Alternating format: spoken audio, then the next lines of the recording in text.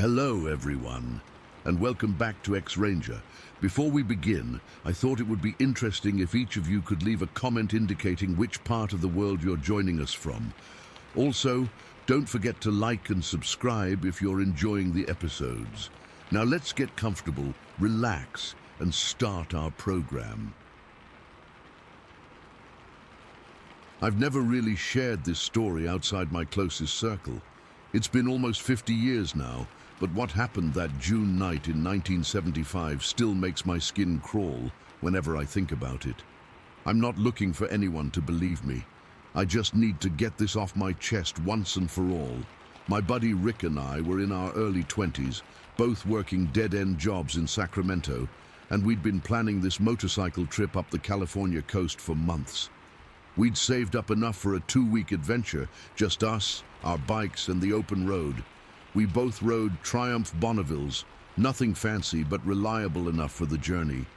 By the 4th day, we'd made it to Humboldt County. The redwoods were incredible, towering over us like ancient guardians as we cruised along the coast highway. We'd been riding all day, and as the afternoon sun started dipping, we decided to find a place to camp for the night near the Klamath River. We found this perfect little clearing about a quarter-mile west of the highway. It was secluded enough that we wouldn't be bothered, but not so deep in the woods that we'd get lost. The spot was maybe 30 yards from the riverbank, with a gentle slope leading down to the water. We could hear the river flowing, and the moon was nearly full that night, so we had decent visibility even without our flashlight.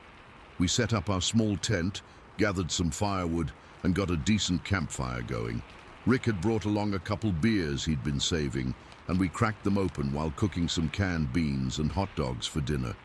Nothing special, but after a long day of riding, it tasted amazing. The night was clear, and we could see stars popping out one by one as darkness settled in. The moonlight reflected off the river, creating this silvery path across the water. It was peaceful, you know. Just two friends enjoying nature, talking about life, our crappy jobs, and the girls we were trying to impress back home.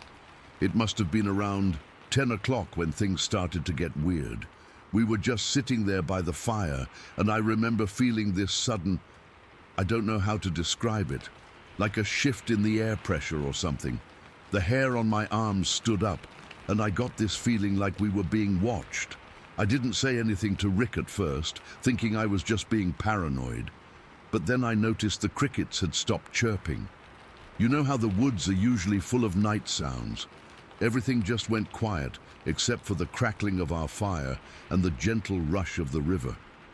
Rick must have sensed it too, because he stopped mid-sentence and looked around. "You feel that?" he whispered. Before I could answer, movement caught my eye down by the riverbank. In the bright moonlight, I could make out a figure walking, no, more like trotting, along the beach.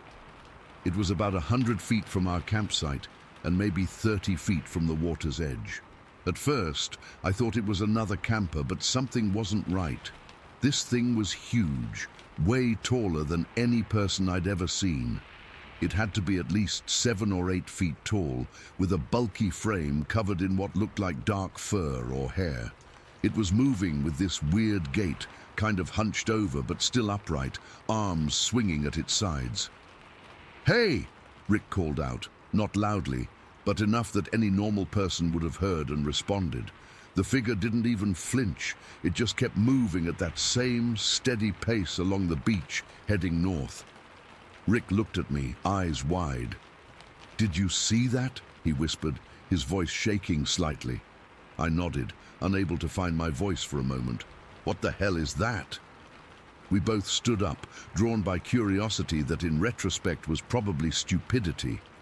Rick grabbed our flashlight, one of those heavy metal ones with D batteries, and we cautiously made our way down toward the riverbank, keeping our eyes fixed on the retreating figure. By the time we reached the beach, the figure had disappeared around a bend in the shoreline. We stood there for a moment listening, no sounds except the river.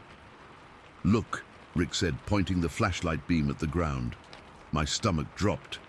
There in the sand were footprints, massive footprints. They were clearly defined in the damp sand near the water's edge.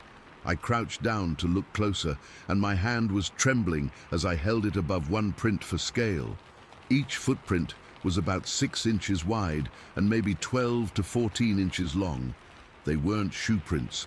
They had 5 distinct toe impressions and a very human-like arch. But what really got me was the distance between them. Rick paced it out, and each stride had to be around 10 feet apart. 10 feet! I'm 6'1", and if I stretch as far as I possibly can, I might reach a 4-foot stride. Whatever made these prints was taking steps more than twice what a human could manage.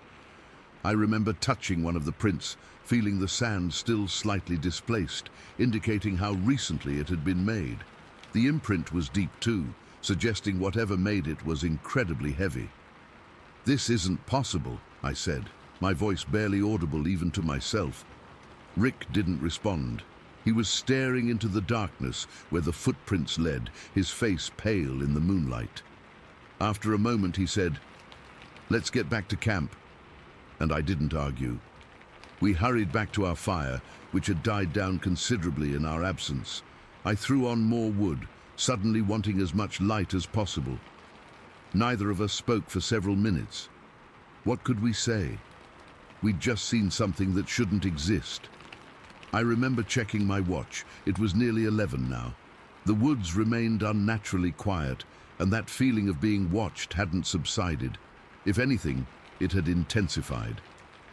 "Maybe it was a bear," I suggested, not believing it myself. "Bears don't walk on 2 legs for extended periods, and they certainly don't leave human-like footprints." Rick shook his head. "You know it wasn't."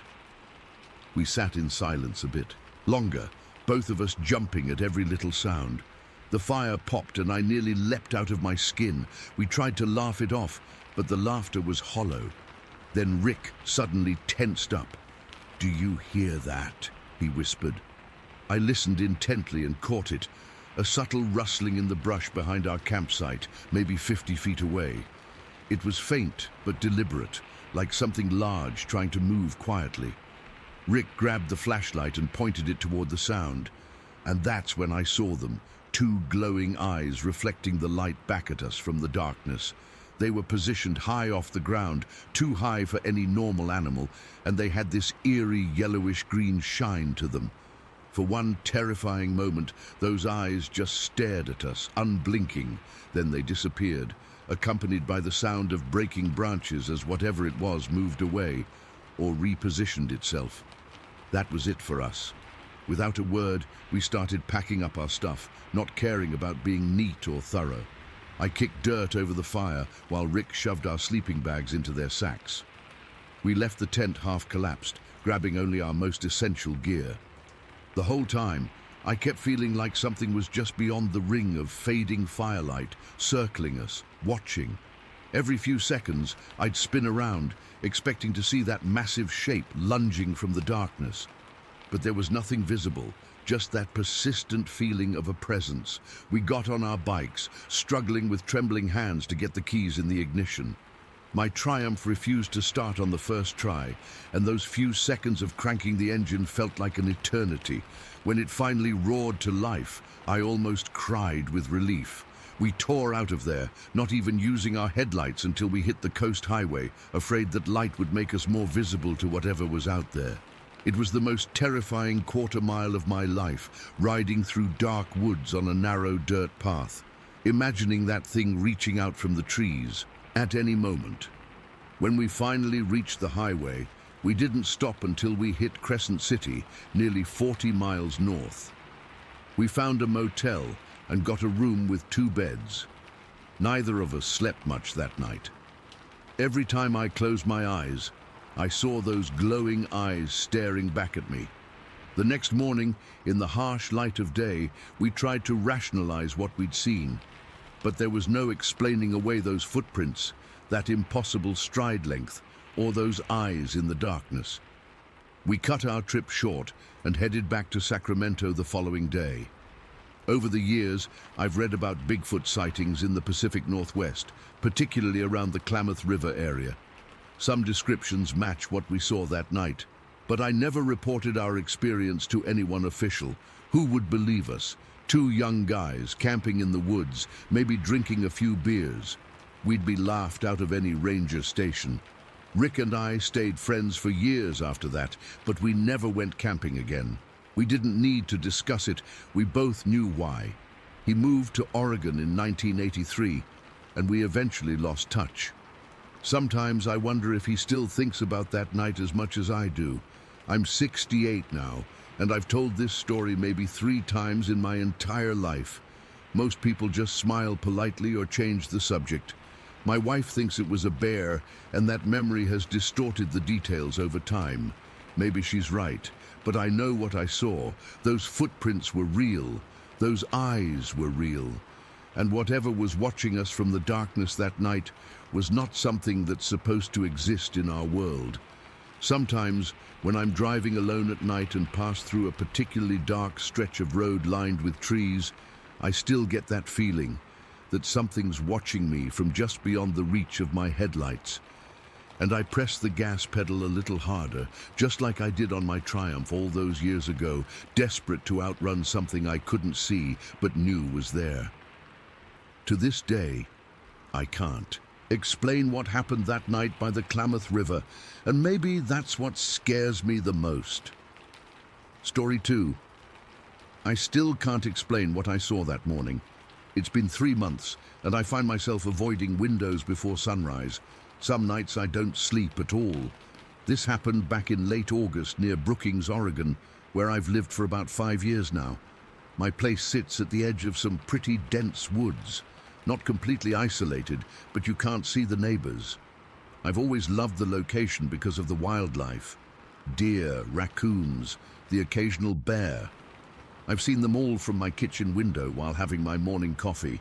That particular morning started like any other, except I woke up earlier than usual, around 5:15 instead of my normal 6:30. I had a big project deadline at work, and I figured getting in early would give me some extra time to finish it. The sky was just starting to lighten, that weird blue-gray color before the sun actually comes up. I was still groggy as hell and didn't want to make noise with the coffee machine yet, so I grabbed a banana from the fruit bowl and wandered over to the kitchen window. It faces the backyard and the tree line beyond. I was hoping to maybe spot a deer or something while I ate. I don't know why, but I've always found it calming to watch animals go about their business in the morning. It's like a reminder that the world keeps turning regardless of whatever stress I'm dealing with. I was just standing there, halfway through my banana, when something caught my eye at the edge of the yard. At first, I thought it was a shadow or maybe my eyes playing tricks on me in the dim light. But then it moved. My first thought was bear. We get black bears around here sometimes, especially in late summer when they're fattening up for winter. But as I focused on it, something felt wrong. This thing was big, yeah, but it wasn't moving like a bear, not at all. It was standing upright, completely upright, and just walking through the patch of crabapple trees at the edge of my property like it was taking a casual stroll. The trees are maybe 5 or 6 feet tall, and this thing was taller, moving through them effortlessly, not pushing branches aside or breaking them, just moving through as if they weren't even there. I froze with the banana halfway to my mouth. My brain was trying to make sense of what I was seeing. It was dark, like really dark, blacker than the shadows around it, and big. Not just tall, but broad, solid. That's when I noticed the second one. This one was smaller, maybe 2/3 the size of the first, and it was running, kind of. It had this strange, wobbling gait, like a toddler chasing after a parent, but fast. It crashed through the crabapple bushes with none of the grace of the larger one, shaking them violently as it passed. I remember thinking, where did the big one go? Because suddenly I couldn't see it anymore. I scanned left to right across my yard, and then, Jesus, I still get chills thinking about this. I looked to my right, and it was there, standing in the thick brush about 30 feet from my window, looking right at me. We made eye contact. Actual, unmistakable eye contact. I couldn't see its face clearly in the dim light, but I could feel its eyes on me. Have you ever had that sensation where you know someone is staring at you?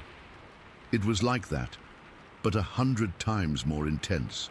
This wasn't just someone looking. This was something seeing me, acknowledging me, studying me. My stomach dropped so fast I thought I was going to throw up.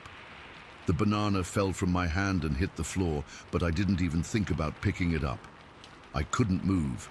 I literally could not make my body respond. All I could do was stand there, locked in this staring contest with whatever the hell was in my yard. It must have lasted nearly a minute, but it felt like hours. My heart was pounding so hard I could hear it in my ears. I was having trouble breathing, like there wasn't enough oxygen in the room. My legs started shaking, and I managed to take one small step back from the window. As soon as I moved, it broke eye contact and turned its head toward my dog kennel. I don't even have a dog anymore. My old lab died last year, and I haven't had the heart to get another one. But the kennel is still there, empty. Then it just turned and walked up the hill behind my house. I could track its progress by the way the trees and bushes moved as it passed, all the way up the slope until it disappeared into the woods. The smaller one followed, crashing through the underbrush like it was in a hurry. And then they were gone. The woods went still again. Birds started chirping like nothing had happened. I stood there for another 10 minutes, not moving, barely breathing. When I finally managed to bend down and pick up the banana, I noticed my hands were shaking so badly I could barely grasp it. I threw it in the trash and sat down at my kitchen table, trying to process what I'd just seen. That's when I remembered the fruit. The night before, I'd been cleaning out my fridge and found some overripe bananas and half a cantaloupe that had gone soft. Instead of putting them in the trash, which wouldn't be picked up for days and would stink in the August heat, I'd tossed them into the backyard for the critters.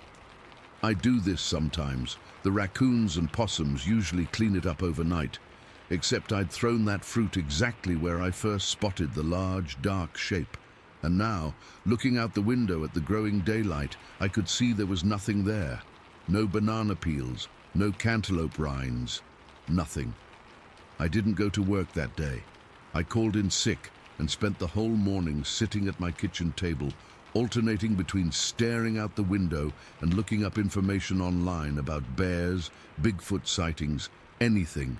That might explain what I'd seen. Nothing fit exactly, nothing made sense. I've always been a rational person. I don't believe in monsters or cryptids or whatever, but I know what I saw wasn't a bear. It wasn't a person in a costume. The way it moved was too fluid, too natural, and those eyes, the way it looked at me. Later that day, when I finally worked up the courage to go outside, I went to check the crabapple trees. There were broken branches and weird scuffed areas in the dirt, but no footprints, at least none that I could make sense of. The ground was too dry and hard for clear impressions. What really gets me, what keeps me up at night, is the thought that these things, whatever they were, seemed to know where to find food near houses. My house, like they're used to scavenging around human habitations while staying hidden. How long have they been coming to my yard? How many times have they been right outside while I was sleeping? I've been putting my trash in the garage now until collection day. I don't throw food scraps outside anymore. I've installed motion sensor lights all around the house. I keep the blinds closed at night. But I still wake up sometimes at 5 in the morning, and I swear I can feel something watching me through the walls. I still can't shake the feeling that if I look out my kitchen window at the right moment, I'll see those eyes again, looking back at me from the tree line. I don't know what I saw that morning. I don't know if I want to know, but I can't stop thinking about it. And I can't help wondering if they'll come back when the crab apples ripen again next year. Story 3. I've debated for years whether to share this. Even typing it now, my hands are shaking a bit. I'm not some crazy person looking for attention. I was 52 years old when this happened, had been hunting for over 30 years, and knew the woods of Northern California better than most. What I encountered that day in September of 1974 has haunted me ever since. I'd been deer hunting in Mendocino County, an area I knew well. That particular weekend, I decided to try a more remote section near the eastern ridges, where I'd heard reports of some impressive bucks. The weather was perfect, clear skies, about 65 degrees, with just enough breeze to keep the mosquitoes away. I'd been out since dawn, moving quietly through the brush and working my way up to a ridge that overlooked a small canyon. Around 11 in the morning, I found a good spot on this rocky outcrop. I settled in, pulled out my sandwich and thermos of coffee, and decided to glass the area while I ate. Nothing unusual so far, just a typical hunting day. I'd seen a few does earlier but was holding out for something bigger. I had my Leupold binoculars, the ones my father had given me before he passed. Good quality, 7 by 35 magnification.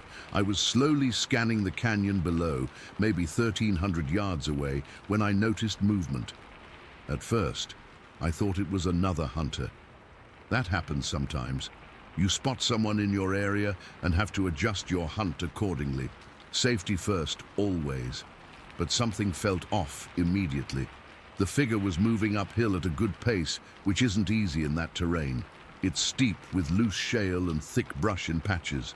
Most hunters would stick to the game trails, but this, whatever it was, seemed to be cutting straight up the slope.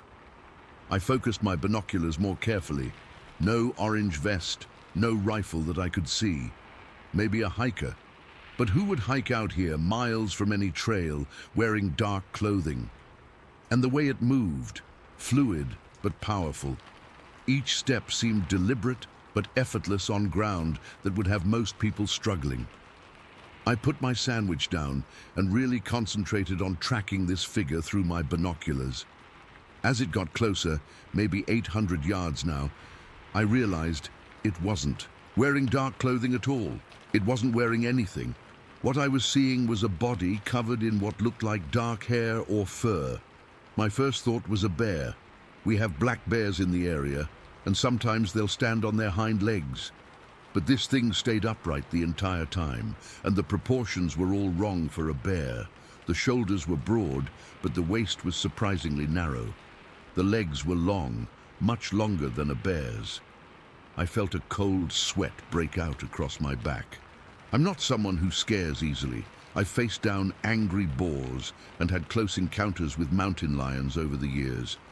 But something about this situation made my mouth go dry. The figure kept coming closer, completely unaware of my presence. I was downwind and well concealed in a natural blind of boulders and scrub oak. At about 300 yards, I could see it clearly enough to know that whatever I was looking at wasn't something I could explain. It was tall, I'd estimate 7 feet at least, walking with a slight stoop, but even hunched over it was imposingly large. The body proportions were strange, like an Olympic athlete, but with dimensions that weren't quite right. The shoulders were massive and rounded, the arms longer than they should be, hanging loosely at its sides with the hands extending down past mid-thigh. At 200 yards, I could see details that made my skin crawl. The body was covered in black hair, maybe 2 inches long, but it wasn't uniform. There were patches where I could see skin underneath, a dark, grayish tone. The hair seemed to stop abruptly at the neck, creating an almost sharp line. I don't know why I didn't leave right then. Maybe it was shock or curiosity or some primal need to understand what I was seeing. I just stayed frozen behind those rocks, barely breathing, watching this thing through my binoculars as it kept climbing toward my position.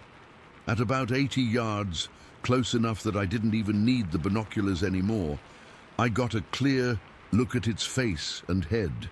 I'll never forget what I saw. The forehead was a grayish color, like gunpowder. At the temples, there was this strange purplish-red coloration that faded to a dark tan along the sides of its face.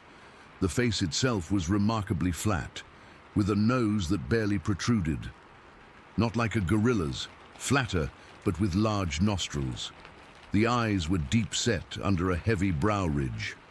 I could see its legs now, tremendously muscular and powerful. Each step covered ground that would take me 3 or 4 strides. The fingers were long, unnaturally long, with what looked like dark fingernails or claws. Not sharp points, but definitely not human nails either. It never saw me. That's what gets me to this day. I was sitting there, a grown man with a high-powered rifle, nearly paralyzed with a fear I hadn't felt since I was a child, and this thing just continued on its way, moving with purpose. It wasn't wandering aimlessly. It knew exactly where it was going. I watched it cross about 50 yards to my right, still completely unaware of my presence. Then it disappeared into a thicket of manzanita and pine on the other side of the ridge. The whole encounter lasted maybe 15 minutes, but it felt like hours. When it was gone, I realized I'd been holding my breath. My hands were shaking so badly, I had to set the binoculars down on the rock beside me. The coffee in my thermos had gone cold, but I drank it anyway, needing something normal and familiar to ground me. I didn't go after it. I'm not stupid. Whatever that thing was, it was powerful enough to tear me apart if it wanted to. And honestly, I didn't want to get any closer. Some primal instinct told me to stay put, to let it pass. I listened to that instinct. I sat there for another hour, partly to make sure it was gone, and partly because my legs felt too weak to carry me back down the mountain. Eventually, I packed up my gear and headed back to my truck. I didn't even care about deer hunting anymore. All I wanted was to get back to civilization. That night at the motel, I couldn't sleep. I kept replaying what I'd seen in my mind. I've been in the woods my whole life. I know what bears look like, what mountain lions look like. I know people can play tricks or wear costumes. But what I saw moved like a living creature, not someone in a suit. The proportions, the coloration, the way it navigated that difficult terrain, it was real. Here's where it gets even stranger. I couldn't just leave it alone. I had to go back. The following weekend, I returned to the same spot. I told my wife I was going deer hunting again, but the truth is, I wasn't carrying ammunition. I just needed to convince myself I hadn't imagined the whole thing. I hiked back to the same ridge and found my spot from the week before. Everything looked normal, just woods and rocks and sky. I felt a little foolish sitting there, half expecting to see a 7-foot creature come strolling through the canyon again. After a few hours, with no unusual sightings, I decided to follow the route the creature had taken. I made my way carefully across the ridge and down the path where I'd last seen it disappear. The brush was thick, but there was a faint trail, not a human trail, but a game trail that animals had been using for years. About a quarter mile along this path, I found something that stopped me cold. Sitting directly in the middle of the trail was a clean steer skull. Not just any old bone that had been there for years. This was freshly cleaned, with no remaining flesh, placed deliberately in the center of the path. It hadn't been there the week before. I'm certain of that. I stood there staring at it, that cold sweat returning to my spine. This wasn't natural. Animals don't clean bones and place them neatly on trails. This was intentional. A marker? A warning? I don't know. But it felt meaningful, and it felt directed at me, the observer from the week before. I didn't touch the skull. I took a few photos with my old Kodak, photos that didn't turn out because my hands were shaking too badly, and then I left, quickly. 2 weeks later, I went back again. I had to know. The skull was gone, not dragged aside by scavengers or knocked into the brush. Just gone. In its place was nothing but undisturbed earth, as if it had never been there at all. I've spent decades trying to make sense of what I saw that day. I've read every book I could find on wildlife in Northern California. I've discreetly asked other hunters if they've ever seen anything unusual in those woods. Most laugh it off or talk about big mountain lions. A few get quiet and change the subject. What I believe now is that I witnessed something moving through its territory, maybe part of a migration route that these creatures have used for centuries. The skull was either a marker for others of its kind or a warning to humans who venture too close. I'm 79 years old now. I haven't been hunting in nearly 15 years. Bad knees make it too difficult to navigate the terrain. But I still think about that September day when the world as I understood it changed forever. I've never reported this officially. Who would believe me, a crazy old hunter seeing things in the woods? But I know what I saw. It was real, it was intelligent, and it's still out there in the remote canyons of Mendocino County. I just hope whatever it is, it continues to avoid humans as successfully as it avoided me that day. Sometimes when I can't sleep at night, I still see that face. Gray forehead, purple-red temples, flat features. And I wonder if it's looking back at me from somewhere in the darkness of the forest. Story 4. I still can't believe what happened last night. I've been hunting for over 30 years, been in those woods more times than I can count, and never seen anything like this. Not once. But last night, Jesus, I don't even know who to tell this to that would believe me. It was around 11 at night when I pulled into Davenport's, that old gas station off Highway 16. You know the one. Been there forever. Looks like it might fall apart any day now. I was heading home after a pretty good day hunting. Finally bagged an 8-pointer I'd been tracking for hours. Beautiful buck. Had him all wrapped up in a tarp in the bed of my pickup. The place was deserted, which wasn't surprising given the time. Fluorescent lights buzzing overhead, moths fluttering around them. That typical gas station scene. I started filling up my truck, watching the numbers tick by slowly.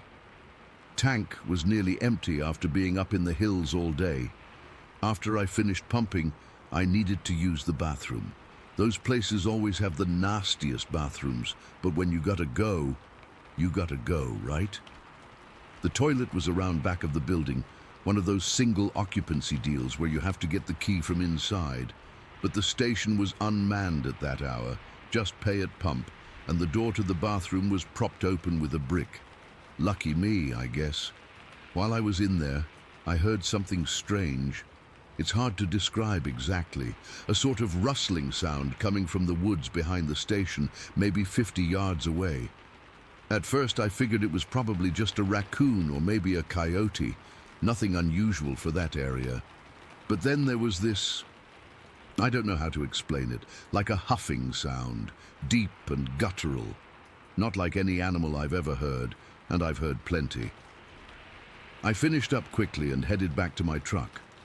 The night had gotten really quiet suddenly. No crickets, no nothing. Just that eerie silence that makes the hair on the back of your neck stand up. You know what I mean? When you can feel something's not right.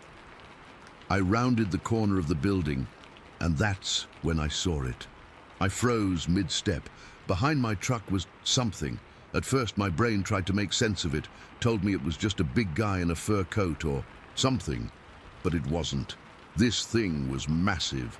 I'm 6 feet tall myself, and this creature towered over me, 7 feet at least, and wide too, like a linebacker times 2.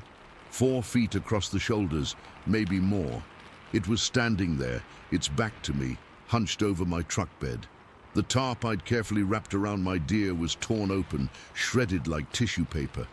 As I stood there unable to move, it grabbed my buck, the whole damn thing, and just lifted it, one-handed, like it weighed nothing, tossed it over its shoulder, casual as could be. That's when it turned and saw me. God, that face. I'll never forget it as long as I live. Grayish skin, deeply furrowed brow that shadowed its eyes. But those eyes, they locked onto mine with what I can only describe as an evil stare. Intelligent, calculating, not animal-like at all. Its face was framed by this matted hair, blackish brown, hanging in clumps. Looked wet or oily almost. I couldn't move, literally couldn't make my legs work. It was like my brain short-circuited from fear. We just stood there, maybe 10 feet apart, staring at each other. 10 seconds felt like 10 hours. My heart was pounding so hard I could feel it in my throat. Then, without any warning, it just turned away. Didn't make a sound. But the way it moved, Jesus. 3 steps. That's all it took for it to cover about 25 feet. 3 massive strides, and it was around the corner of the gas station. I don't know what possessed me. Stupidity? Shock? Maybe I needed to confirm what I'd seen was real. But after standing there trembling for maybe 30 seconds, I forced myself to follow, not running after it. I'm not that crazy.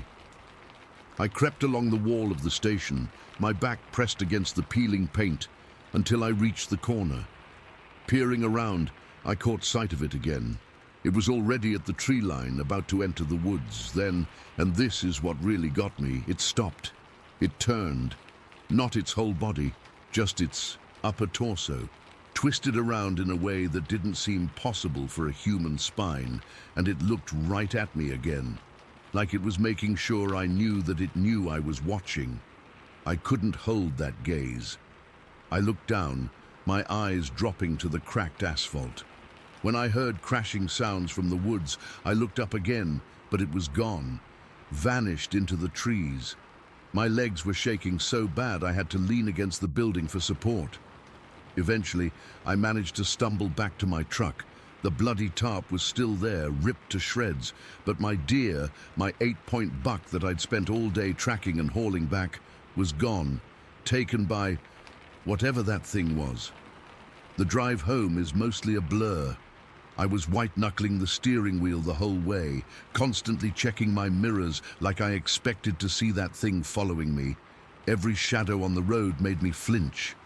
When I got home, my wife took one look at me and knew something was wrong. I was pale as a ghost, she said. Looked like I'd seen a dead man walking. I tried to tell her what happened, but the words sounded insane even as I was saying them. A 7-foot-tall creature, with arms hanging down to its knees, taking my deer.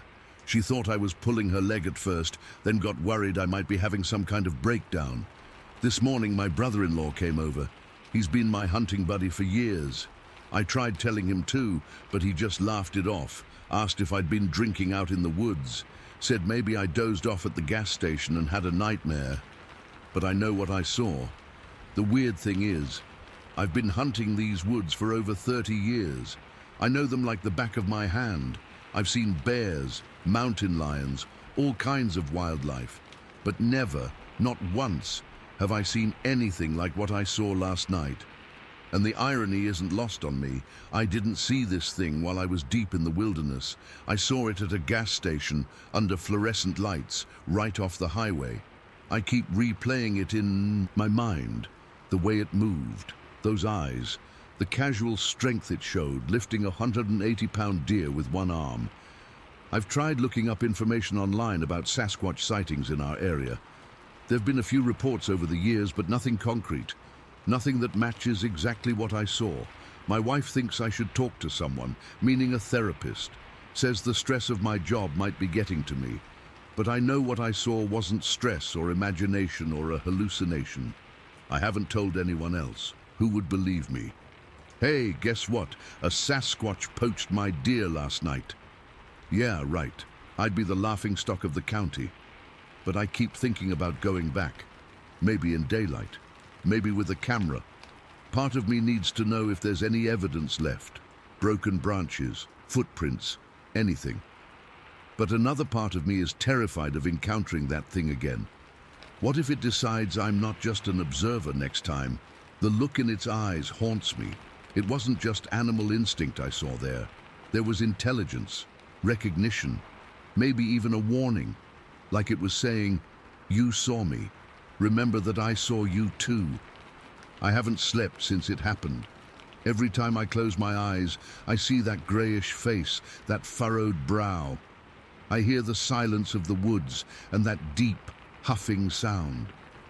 I'm sitting here now, looking out at the woods behind my house, wondering if it's out there, if it followed me home somehow, if it's watching me right now. One thing's for certain, I'm not going hunting again anytime soon, and if I ever do, I'm staying far away from Davenport's gas station after dark. Some things you only need to see once to know you never want to see them again. I don't know what I encountered last night. Sasquatch, Bigfoot, some unknown species. I have no idea. All I know is it was real. It took my deer. and it looked at me with intelligence and purpose, and that scares me more than anything else. Has anyone else ever experienced something like this? Am I completely losing my mind here? Because right now I'm questioning everything I thought I knew about the woods I've spent my whole life in. Story 5. I've been putting off writing this down for a while now. It's not easy to share experiences that most people will just dismiss as lies or delusions. But I need to get this off my chest, and maybe some of you will understand or have seen similar things. I come from a long line of hunters in East Texas. My granddaddy hunted these woods, my daddy hunted these woods, and I've been hunting them since I was old enough to walk. The piney woods and river bottoms of Panola County are in my blood. My first encounter happened when I was just 5 years old, back in the early 90s. It was my first time accompanying Dad on a proper deer hunt. We were using the old school method, hounds and shotguns in the Sabine River bottom. I remember being so excited I barely slept the night before. Dad had told me I was finally old enough to come along, though I wouldn't be carrying a gun yet. That morning was chilly, the kind of damp East Texas cold that seeps into your bones.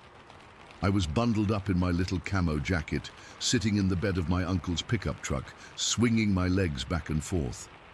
The grown men were positioning themselves along a power line right of way, spreading out to create a line where the deer would likely cross when the dogs pushed them out of the thicket. Dad had set me up in the truck with strict instructions not to move, promising he'd be just about 50 yards away, where I could see him. The truck was parked at the edge of a clearing, and from my perch, I had a good view of a high-water slough, basically a small, swampy area that would fill up during floods. I remember the smell of the woods that day, wet leaves, pine sap, and the slightly rotten scent of the slough water. The dogs were baying in the distance, their voices echoing through the trees. I was watching butterflies when I noticed movement near the edge of the slough. My first thought was deer, and I got really excited. I squinted, trying to get a better look without making any noise, but something wasn't right. This wasn't moving like a deer. It was on 2 legs, not 4. What I saw next has stayed with me for 25 years. It was a dark figure running, no, more like loping, on 2 legs. It was maybe 5 or 6 feet tall, covered in what my 5-year-old brain could only process as a full-length fur coat. The fur was dark, almost black, with patches that looked reddish-brown where the weak morning sun hit it. 2 things burned into my memory. First, it seemed to be holding its right leg as it ran, like it was injured. Second, despite this apparent injury, it moved faster than anything I'd ever seen. Definitely faster than a person could run, especially through swampy ground. I was frozen for a moment, then I called out, "Daddy!" When I looked back toward the slough, it was gone, just vanished. No rustling bushes, no sound of splashing water, nothing. When Dad came over, I told him what I'd seen.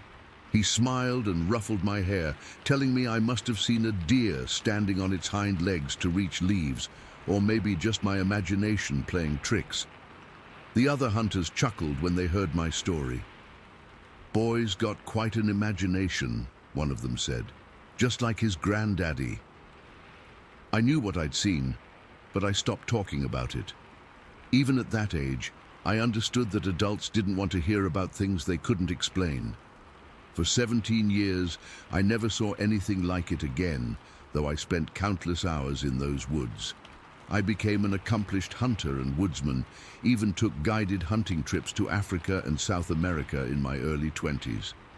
I've tracked Cape Buffalo and stood my ground against an elephant that mock-charged our group. I'm not easily spooked in the wilderness. But what happened last year changed everything I thought I knew about these woods. It was early November, right at the peak of deer season. I was in my favorite hunting spot, about 1.5 miles from where I'd had that childhood sighting, though I hadn't made that connection at the time. I was in a tree stand about 15 feet up a pine, overlooking a cane thicket near a creek bed. It was an overcast evening, getting dark earlier than usual because of the cloud cover. What struck me immediately was how quiet it was. Anyone who spends time in the woods knows they're never truly silent.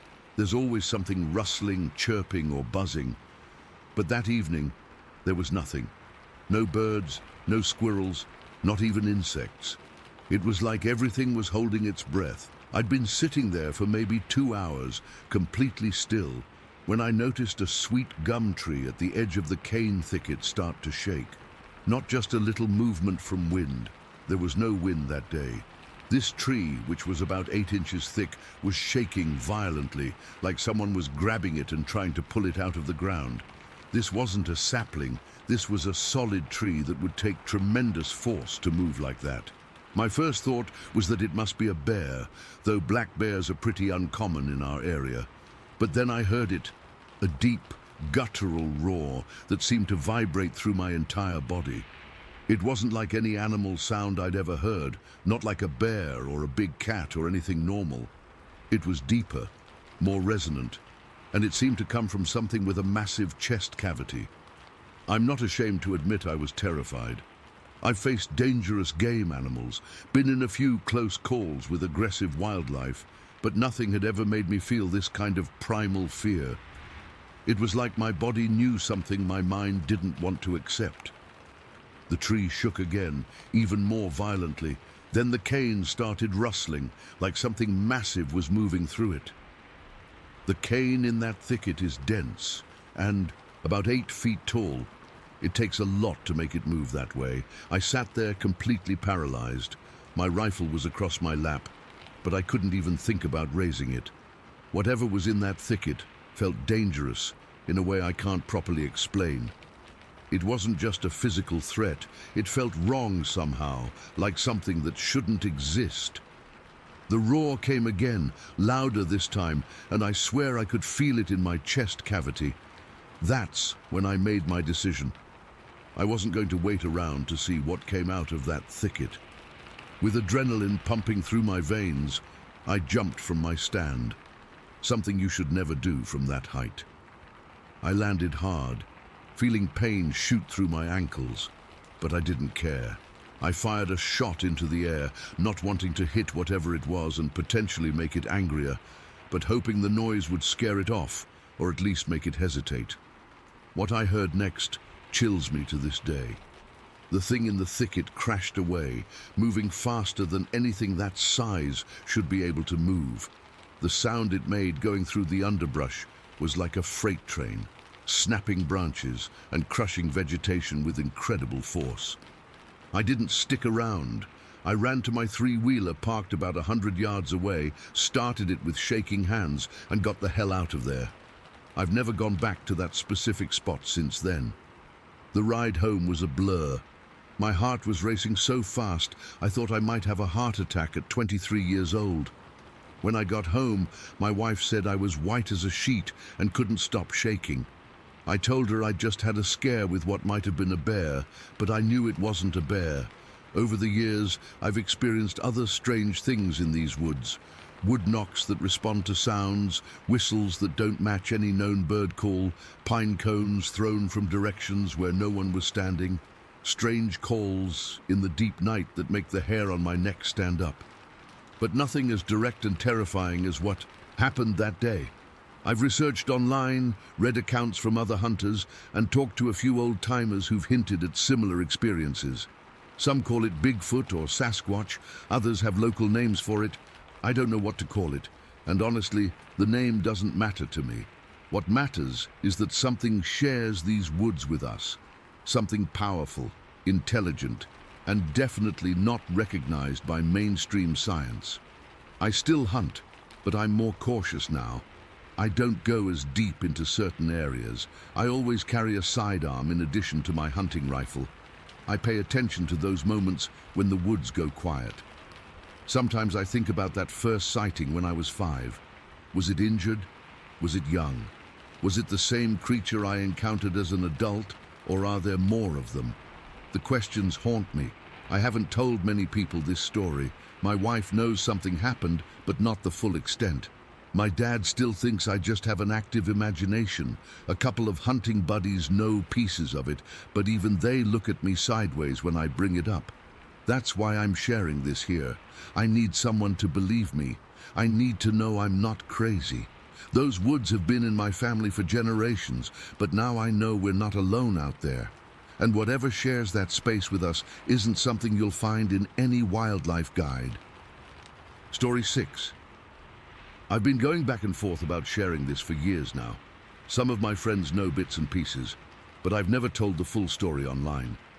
I guess I'm worried about the judgment or people thinking I'm making it up for attention, but I need to get this off my chest, and maybe someone here has experienced something similar. This happened back in August 2001. My girlfriend Melissa and I had been dating for about 3 years at that point. We both loved the outdoors and would regularly take weekend camping trips with our dogs. We had a chocolate lab named Cooper, and she had a border collie mix named Bailey. That summer, we decided to head to Fish Lake National Forest in Utah for a long weekend of camping and fishing.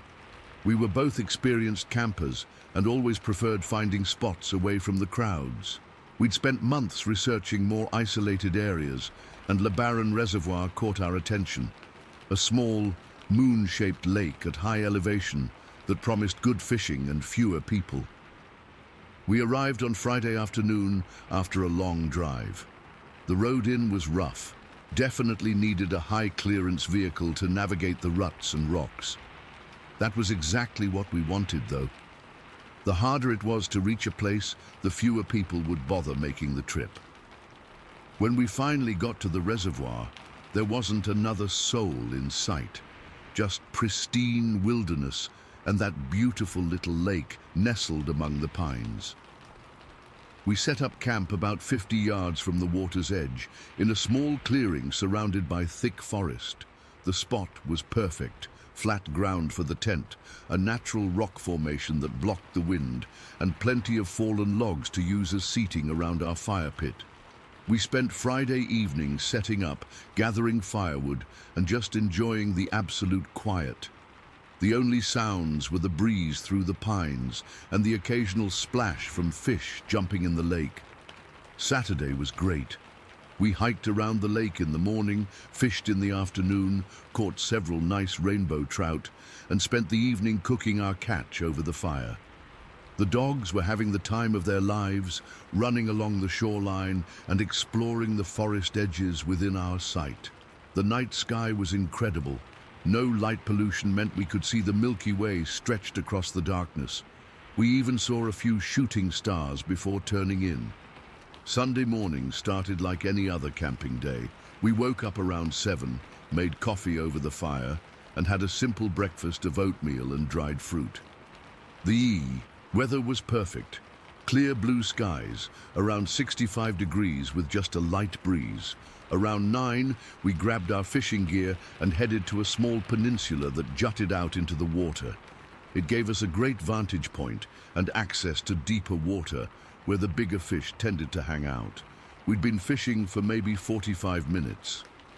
I remember checking my watch because I was thinking about moving to a different spot if we didn't get any bites soon. That's when I noticed movement along the shoreline, about 200 yards away, where the lake curved around a bend. My first thought was bear. It looked like a dark brown mass near the water's edge. In these remote areas, black bears aren't uncommon, and they often come down to water sources in the morning. I nudged Melissa and pointed. "Look over there," I whispered. "I think there's a bear." We both watched. Not particularly alarmed, but definitely alert. The dogs noticed our change in attention and followed our gaze, but surprisingly, they didn't react the way they normally would to wildlife. They were just watching, same as us. The shape moved slightly, and I could see it was drinking from the lake. From that distance, with the morning sun partially in our eyes, it was hard to make out details. I remember reaching for my small binoculars in my fishing vest, but before I could get them out, the figure straightened up. That's when everything changed. My heart literally skipped a beat, and I felt like someone had dumped ice water down my spine. It stood up, all the way up, on 2 legs. My brain immediately tried to rationalize what I was seeing, Bears can stand on their hind legs, right? But this was different. This wasn't a bear rearing up momentarily. This figure was standing fully upright, naturally, with its arms hanging at its sides. "That's not a bear," Melissa whispered, her voice tight with tension. It wasn't. Bears don't stand like that. Even on their hind legs, bears look awkward, unbalanced. This thing was standing completely naturally, like a person would, but it was tall, much taller than any human should be out there in the wilderness. I'm 6'1", and even at that distance I could tell this figure towered over what my height would look like from there. The figure was covered in dark brown hair, not fur exactly, but hair, all over its body. Its proportions were off. The shoulders and back were extraordinarily broad, almost bulky, and its head didn't sit on top of its neck like a person's would. Instead, the head seemed to project more forward, almost in line with its chest, if that makes any sense. We froze completely. I wasn't even breathing. The figure turned slightly, and I could see it scanning the shoreline. I don't think it spotted us, or if it did, it didn't seem concerned. It just stood there for maybe 10 or 15 seconds, though it felt like an eternity. Then it started to move. Not toward us, thank God, but away from the lake into the tree line. It didn't run or scramble. It walked steadily, purposefully, with long strides that covered ground quickly without seeming hurried. The way it moved was so fluid, so natural for its body type, not lumbering or awkward at all. As it reached the trees, I finally remembered the binoculars and fumbled to get them out. But by then, all I caught was a dark shape disappearing into the forest. The entire sighting probably lasted less than a minute. When it was gone, I realized my heart was pounding so hard I could hear my pulse in my ears. My hands were shaking, and I had broken out in a cold sweat, despite the warm morning. Melissa's face had gone completely pale, and she was gripping her fishing rod so tightly her knuckles were white. Did you see that?" she asked, her voice barely audible. I nodded, unable to form words for a moment. The dogs were still staring at the spot where the figure had disappeared, but they weren't barking or growling. They seemed confused, maybe even nervous, but not aggressive or terrified. "What was it?" she finally asked. "I don't know," I lied, because in that moment my brain was screaming a word I didn't want to acknowledge. Bigfoot. I've been hunting, fishing, and camping my entire life. I know what bears look like, even from a distance. I know what moose look like, what elk look like. I know the difference between a human in dark clothing and a wild animal. This was none of those things. It was something else entirely. We didn't say much for several minutes. I remember looking around, suddenly hyper-aware of how isolated we were.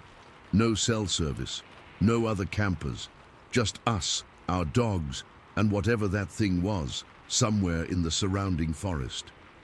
"Should we go look?" Melissa asked, though her tone made it clear she didn't really want to. "No," I said immediately. "Absolutely not." There was no way I was going to walk around that bend to investigate. Call me a coward, but every instinct in my body was telling me to stay put, or better yet, to leave. We didn't run. We didn't panic. But we did pack up our fishing gear with deliberate, careful movements. We kept scanning the tree line, looking for any sign of movement, but there was nothing. Just the quiet forest and the gentle lapping of water against the shore. When we got back to our campsite, we didn't discuss it right away. Instead, we methodically began breaking down our camp. Neither of us had to say it. We were leaving. Our planned 3-day trip was ending early, and we were both completely fine with that decision. As we packed, I kept replaying the sighting in my head. The height, the proportions, the way it moved. I've seen plenty of people in the wilderness, hunters in camo, hikers in dark clothing, forest service workers. This wasn't a person, and it definitely wasn't a bear or any other animal I'd ever encountered. It took us about an hour to break down camp completely. We worked efficiently, still not talking much about what we'd seen. The Dogs stayed unusually close to us the entire time, not wandering off to explore as they normally would. They sensed something was off. Just as we were loading the last of our gear into the truck, Melissa finally said it. "That was a Bigfoot, wasn't it?" I looked at her for a long moment. In any other circumstance, with any other person, I might have laughed or made a joke. But we'd both seen it. There was no point pretending. "I think it might have been," I admitted. "I can't think of anything else that fits what we saw." The drive out was tense. We kept scanning the forest as we navigated the rough road back to the highway. Only when we hit pavement did we both relax a little. We stopped at a diner about an hour away, and over coffee we finally talked about it properly. We went over every detail, comparing what we'd each seen, confirming with each other that no, we weren't imagining things. The height, the hair, the proportions, the way it moved. We agreed on everything.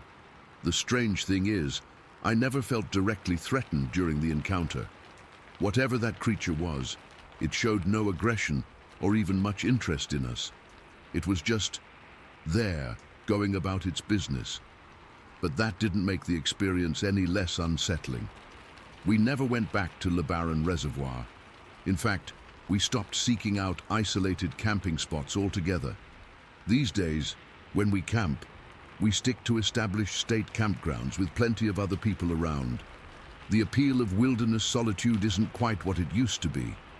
I've spent countless hours researching Bigfoot sightings since then, comparing our experience with others. Many details match up with what other people have reported: the height, the proportions, the matter-of-fact way it moved through the forest. I've considered reporting our sighting to one of those Bigfoot research organizations, but I never have. I'm not looking to become part of that whole scene or have my experience picked apart by strangers. But I know what I saw. It wasn't a bear. It wasn't a person. It wasn't any recognized animal that should exist in those woods. It's been more than 20 years now, and I still think about that morning at least once a week. Sometimes I wonder if it's still out there, drinking from that small mountain lake in the early morning quiet, going about its life far from human eyes. Other times I wonder if I really saw what I think I saw. But then I remember Melissa saw it too. And even our dogs knew something unusual was there. I'm not asking anyone to believe me. I'm just sharing what happened. Take from it what you will. But if you're camping in remote areas of Fish Lake National Forest, maybe stick to the established campgrounds. Some parts of the wilderness are better left unexplored. Story 7. I've never shared this story online before. To be honest, I've barely told it to anyone outside the two guys who were with me when it happened. It's been 47 years, and I still wake up in cold sweats some nights when I hear anything that sounds like footsteps outside my window. This happened back in January of 1977. Me, Ruben Hernandez, my buddy Ruben Rios, yeah, we were both named Ruben, made things confusing, and our friend Danny Morales decided to go snow camping near Yosemite. We were in our 20s, thought we were invincible, and were looking for some adventure during the winter break. Danny had this beat-up Jeep, and we loaded it with our gear, some cheap beer, and enough canned food to last a couple days. The plan was to find a spot near one of the less touristy areas, set up camp, maybe do some hiking, and just hang out away from civilization for a weekend. We ended up finding this spot near a bridge at Carlin Creek. It wasn't an official campsite or anything, just a flat area that looked good enough for our tent. There was snow everywhere, maybe 8 or 10 inches deep, and the temperature was dropping fast as the sun went down. First thing we needed was firewood, which sounds simple enough, but try finding dry wood in a snow-covered forest. We spent like an hour trudging up and down the slope, breaking branches off trees and dragging whatever we could find back to our campsite. We were making a ton of noise. I remember Danny was using this small hatchet to hack at fallen branches, and Ruben R. and I were literally stomping through the underbrush, snapping twigs and cursing every time snow fell down our collars. By the time we got a fire going, it was already dark. We were trying to heat up these cans of stew over the fire, and of course, we didn't think to punch holes in one of them. The damn thing exploded like a bomb, sending beans and meat flying everywhere, all over our clothes, the tent, even into the surrounding snow. We were laughing our asses off, picking chunks of stew out of our hair. I remember Reuben R. saying something like, "Even the bears are going to think we're too pathetic to eat." We didn't clean it up that well. We were tired, it was freezing, and we figured animals would take care of the scraps overnight. Stupid, I know. We finished what was left of the food, had a few beers, and crawled into our tent around 11 or 12.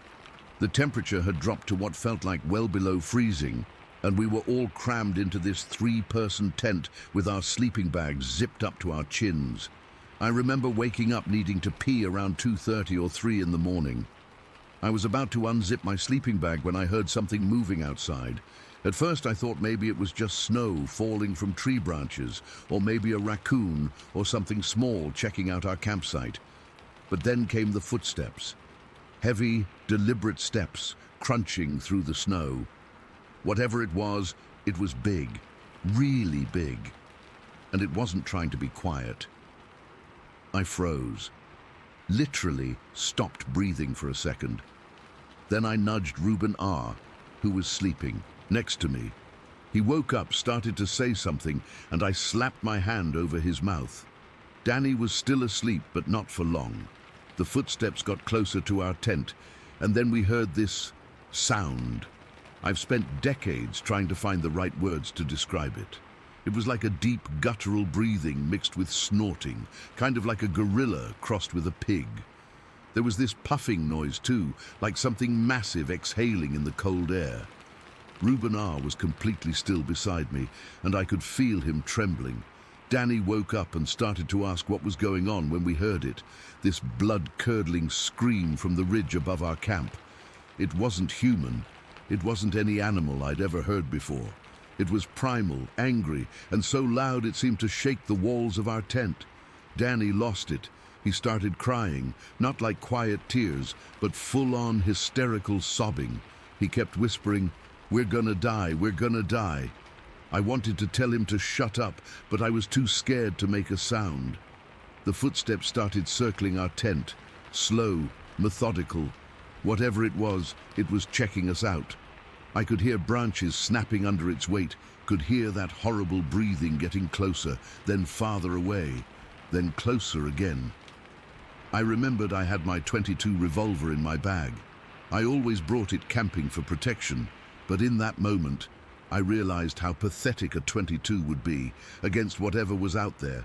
It would be like trying to stop a freight train with a BB gun. Danny was still crying, and Reuben R. was praying in Spanish under his breath. I was trying to think of what to do. We couldn't run. Danny's Jeep was parked about 50 yards away, and we'd have to climb over some rocks to get to it. Plus, the thing outside was between us and the Jeep. We couldn't fight it. We couldn't call for help. This was 1977, no cell phones, and we were miles from the nearest ranger station. So we just sat there, huddled together, listening as this thing circled. Our camp for what felt like hours. Every few minutes, it would let out another one of those screams, and each time, I swear I felt years coming off my life. At one point, it came right up to our tent. I could see the shadow of something massive against the tent wall. The breathing was so close I could smell it, this wild, musky odor mixed with something metallic, like blood. Danny had his face buried in his sleeping bag, and Reuben R. was squeezing my arm so hard I had bruises the next day. The thing stood there just on the other side of the thin nylon for maybe 30 seconds. I was sure it was going to rip open the tent and drag us out. I had my hand on my gun, knowing it wouldn't do shit, but unable to think of anything else.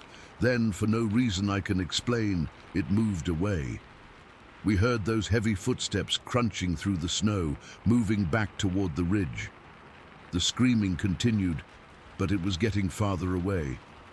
For the next couple hours, we stayed completely silent, listening as the sounds gradually faded along the ridge. None of us slept. None of us moved. I don't think I took a full breath until I saw the first hint of daylight through the tent fabric. When it was finally light enough to see, we packed up faster than I've ever packed in my life. We didn't cook breakfast, didn't bother rolling the sleeping bags properly, just stuffed everything into Danny's Jeep and got the hell out of there. I wanted to look for tracks, to have some proof of what happened, but Danny was already starting the engine, and honestly, I was too scared to wander around. What if it was still out there, watching us from the trees? The drive back was completely silent for the first hour. Then Danny started crying again, saying he was never going camping again. Reuben R. just stared out the window, like he was in shock. We tried to rationalize it later. Maybe it was a bear, we said, but bears don't scream like that. Maybe it was some kind of mountain lion. But mountain lions don't walk on 2 feet, making footsteps that sound like a person. Maybe it was other campers messing with us, but who would be out there in January, in the middle of nowhere, in freezing temperatures, just to scare some random guys? The three of us made a pact not to talk about it with anyone else. Who would believe us anyway? We'd sound crazy. But between ourselves, we knew what we'd heard, what we'd felt. Danny still refuses to talk about that night, completely shuts down if I ever bring it up. Reuben R. calls me every other Christmas, without fail, and always asks the same question. Do you think it was a Bigfoot? I never know how to answer him. I've researched strange encounters in Yosemite over the years. There are stories, reports of similar sounds, similar experiences, but nothing concrete. Nothing that explains what happened to us. I haven't been camping since that night. Not once in 47 years. I can't even sleep with my windows open anymore because any sound from outside sends me right back to that tent, to that feeling of absolute helplessness as something inhuman circled us in the darkness. Sometimes I wonder if we attracted it with all our noise, with the smell of that exploded stew scattered around our campsite. Sometimes I wonder why it didn't attack us, why it just stood there outside our tent and then walked away. But mostly, I wonder if it's still out there, walking those ridges, waiting for the next group of idiots who think they're just going on a simple camping trip. I keep that .22 revolver in my bedside drawer to this day, even though I know it wouldn't have saved us then, and it probably wouldn't save me now if that thing ever decided to find me again. This happened 47 years ago, and I can still hear those footsteps in my dreams. I can still smell that wild metallic odor. I can still feel the absolute certainty that I was going to die that night. Whatever was in those woods wasn't human. It wasn't a normal animal. And to this day, I have no explanation for what it was or why it let us live. Story 8. I've never really told this story to many people, and I'm still not sure if I should be sharing it now. It's been over 15 years, and I still get goosebumps thinking about it. Back in 2007, I was 14 and living with my parents and younger sister outside Grants Pass, Oregon. Our house was pretty isolated, surrounded by dense forest on 3 sides and only a few neighbors scattered along the road. It was the kind of place where you could go days without seeing another person if you stayed home.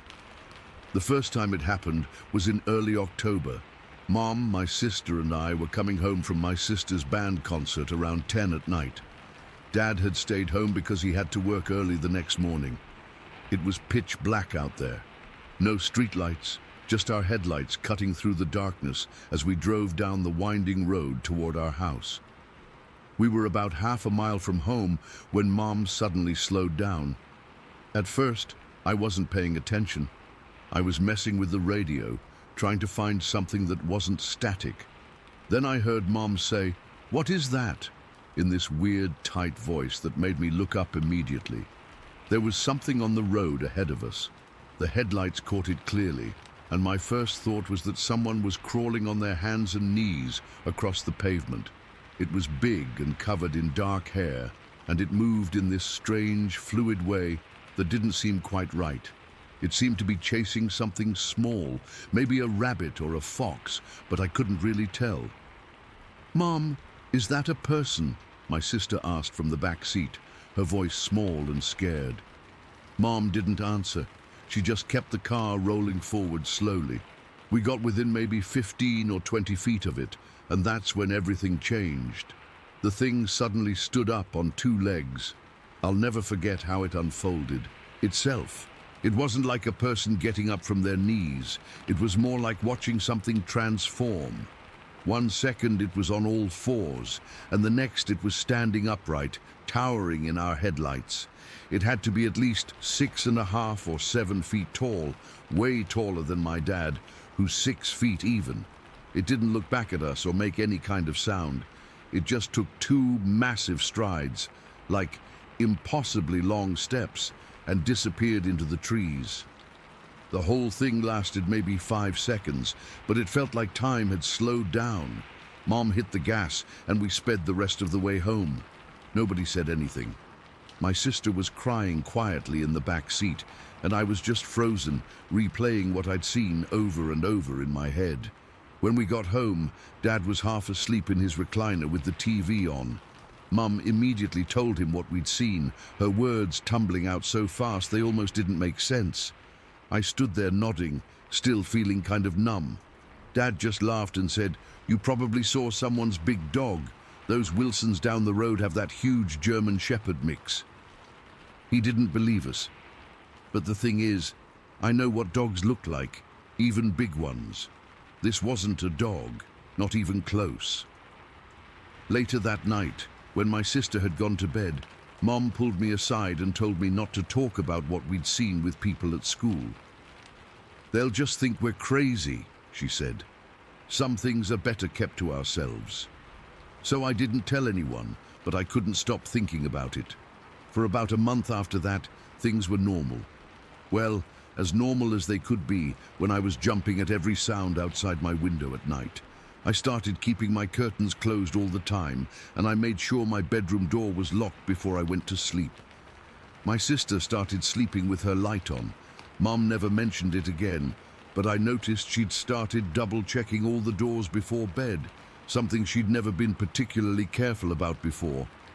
Then came the second incident, and this one still makes my skin crawl when I think about it. It was a Friday night in November, again around 10 o'clock. We'd gone out for pizza as a family, which was rare because Dad usually worked late on Fridays. We pulled into our driveway, and Dad said he was going to check the mail before coming in. Our house had this weird layout.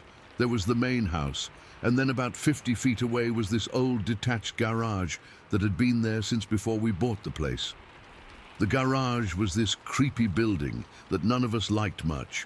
It had big double doors in front that were warped and didn't close properly, and a side door that was permanently stuck open about 3 inches. Sometimes the garage would smell like something was rotting inside, but the smell would come and go with no explanation. Dad checked it out a few times but never found anything dead in there. We kept the car outside because nobody wanted to use that garage as an actual garage, but we did store some tools and garden equipment in there.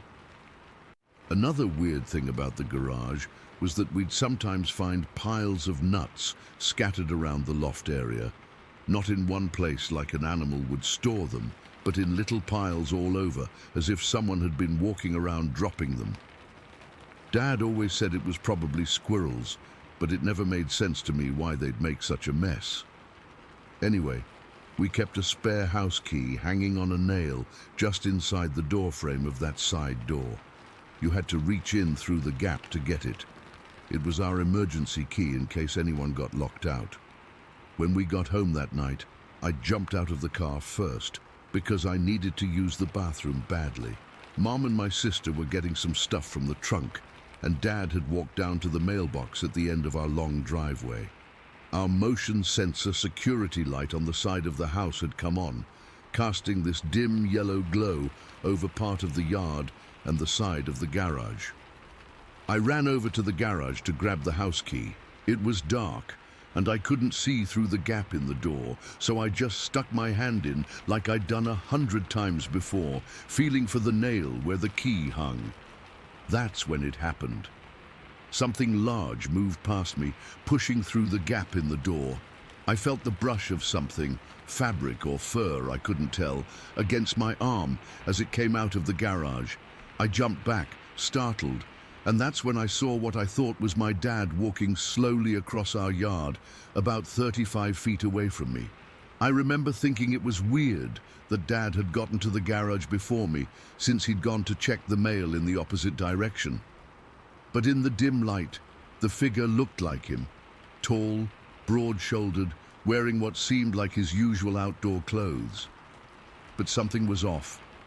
The way it moved was too smooth, too fluid for my dad, who had a slight limp from an old football injury. And it was bigger than my dad, wider and somehow bulkier. I called out, "Dad?" But the figure didn't turn or respond. It just kept walking steadily across the yard toward the trees on the far side of our property. Confused, I grabbed the key and ran to the house. When I got inside, I nearly collapsed. There was my dad, asleep in his recliner with the TV on, still wearing the clothes he'd had on at the restaurant. He hadn't even made it to the mailbox. He'd come straight in and fallen asleep. I stood there frozen, the realization washing over me like ice water. Whatever I'd seen crossing our yard wasn't my dad. It wasn't even human. Mom and my sister came in a minute later, and Mom immediately noticed something was wrong. I told her what happened, my voice shaking. She went pale and locked all the doors, then woke Dad up and made him check around the house with his flashlight. They didn't find anything, and Dad tried to convince me I'd just seen shadows playing tricks on me. But there was one more thing that made it even worse. Our dog, this big half-wolf mix that Dad had raised from a puppy, hadn't made a sound during the whole thing. This dog would bark if a leaf blew across our yard the wrong way. He was fiercely protective and would go absolutely crazy if any stranger came near our property. But that night, he didn't make a peep. When Dad checked, he found the dog huddled in the back of his doghouse, and he wouldn't come out no matter how much Dad called him. After that night, strange things kept happening around our property. We'd hear footsteps outside at night, heavy ones that couldn't be from a deer or coyote. Sometimes I'd feel like I was being watched when I was outside, especially if I was near the woods or the garage. The smell in the garage would come back, stay for a few nights, then disappear again. A couple months later, I was watching TV when they showed this old film, the Patterson-Gimlin film of Bigfoot. I nearly threw up when I saw it because the creature in that grainy footage moved exactly like what I'd seen on the road that night. Same height, same build, same weird fluid way of walking. I never told anyone outside my family until I was in college. But over the years, I've talked to a few hunters and forestry workers from around Grants Pass, and I've heard stories that make my blood run cold. Stories about strange screams in the night that don't sound like any known animal. About deep growls that made even lifelong outdoorsmen drop their gear and run. About massive shapes watching from the tree line, just observing before melting back into the forest. I don't know what was living in or around our garage that fall. I don't know why it chose our property or what it wanted, but I know what I saw, both on the road and in our yard that night. And I know that whatever it was intelligent enough to mimic my father's appearance, strong enough to frighten a half-wolf dog into silence, and stealthy enough to come and go without leaving traces. We moved away from that house 2 years later, when Dad got a job in another state. I've never been back to Grants Pass, and honestly, I hope I never have to go back. Some places hold secrets that are better left alone, and some memories are better left to fade. But mine haven't faded. 15 years later, I still check inside my closet before I go to bed, and I still can't sleep with my window open, no matter how hot it gets. And sometimes, when I'm alone at night and hear an unusual sound outside, I remember the feeling of something brushing past me in the darkness, something that shouldn't exist, but does. Story 9. I still have trouble sleeping at night. It's been 4 months since it happened, but every time I close my eyes, I hear that scream. That wasn't a sound meant for human ears. I'm writing this down because I need somebody, anybody, to believe me. The government sure as hell doesn't want you to. My name's Moses Rodriguez. I've been working cattle on the Apache reservation for almost 8 years now. It's good, honest work, and I've always loved the solitude of it. The reservation is about 40 miles from the nearest town, nestled against those mountains that seem to change color depending on the time of day. Beautiful country, but isolated. The kind of place where you notice every strange sound at night. That particular weekend, we'd been moving a herd to the north pasture. It was late October, unseasonably cold, and we'd worked well past sunset. Me and 2 other hands, Jeff and Miguel, decided to crash in the old barn instead of making the 2-hour drive back to the ranch house. The barn was nothing special, weathered wood that had seen at least 50 winters, horse stalls on the ground level, and a hayloft above where we could roll out our sleeping bags. Jeff and Miguel took spots near the ladder while I dragged my stuff to the far end of the loft. I've always been a light sleeper, and those 2 snore like chainsaws. Even with the distance and my earplugs, I could still hear them sawing logs by 11:30. I must have fallen asleep eventually, because the next thing I remember was feeling something nudge my boot. It wasn't gentle, more like someone trying to wake me up by pushing against the sole of my foot. My first thought was that it was Miguel messing with me. He's always been the prankster of our crew, and just last week he'd put a rubber snake in my saddlebag. Without even opening my eyes, I reached for my cattle prod that I always keep nearby. Working with 1,500-pound animals, you need something to get their attention when they're being stubborn. It's just a basic model. Nothing fancy, but it delivers a good jolt. Very funny, I mumbled, still half asleep as I jabbed the prod toward whatever was pushing my foot and hit the button. The sound that followed will haunt me until the day I die. It wasn't Miguel. It wasn't human at all. The screech was so loud and so primal that it felt like my eardrums were rupturing. It was deep and guttural at first, then rose to a pitch that made my teeth ache. The closest thing I can compare it to is a bear's roar, but magnified 10 times and mixed with something almost human. You could feel it in your chest, like bass at a concert, but 1,000 times more intense. My eyes flew open just in time to see this thing stumbling backward. The barn only had one small window, and moonlight was streaming through it, casting everything in silver blue shadows. But what I saw was clear enough to turn my blood to ice. It was massive, at least 8 feet tall, with broad shoulders that nearly spanned the width of the hayloft. It was covered in dark, matted hair or fur that hung in long strands from its arms. The face, God, the face was like something between an ape and a man, with a pronounced brow ridge and a wide, flat nose. But the eyes, they were eerily intelligent, filled with pain and rage from the shock I'd just delivered. Bigfoot, Sasquatch, whatever you want to call it. I was staring right at one, and I'd just pissed it off royally. Before I could even process what I was seeing, the creature lost its footing and crashed through the wooden floor of the hayloft. The sound was deafening, splintering wood and the heavy thud of something huge hitting the ground floor of the barn. I heard horses whinnying in panic and the frantic stomping of hooves. "What the fuck was that?" I heard Jeff yell from across the loft, but I couldn't answer. I was frozen, staring at the jagged hole in the floor where the creature had fallen through. Then the real nightmare began. The enraged roaring started again, but this time it was punctuated by sounds of destruction. Heavy thuds, wood cracking, metal tearing. The entire barn was shaking. I crawled to the edge of the loft and looked down. In the dim light, I could see it tearing the place apart. It ripped a horse stall door off its hinges like it was made of cardboard and flung it across the barn. One of our horses, a gentle palomino named Sunshine, was screaming in terror as the creature grabbed her by the neck. I won't describe what happened next. I'm still trying to forget it. "We need to get out," Miguel shouted, already scrambling toward the ladder. "No!" I yelled back. "It's right below us!" The creature's head snapped up at the sound of my voice. Even in the shadows, I could see its eyes lock onto mine. It recognized me, the one who had hurt it. it let out another one of those bone-chilling screams and grabbed the bottom of the ladder, ripping it away from the loft in one violent motion. We were trapped up there with no way down, and it was methodically destroying everything below us. I could hear the terrified cries of animals, the splintering of wood, and that constant, terrible roaring. Jeff was frantically dialing his phone. "No signal, God damn it!" The loft floor beneath us groaned as the creature began smashing the support beams below. The whole structure was going to collapse.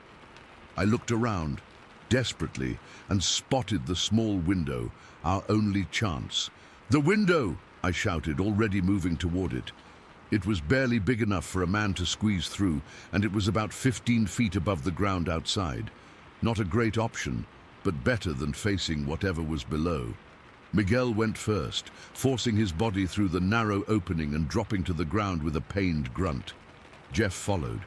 I grabbed my cattle prod, stupid I know, but I wasn't thinking clearly, and made my way to the window just as another support beam gave way and the loft floor tilted at a sickening angle.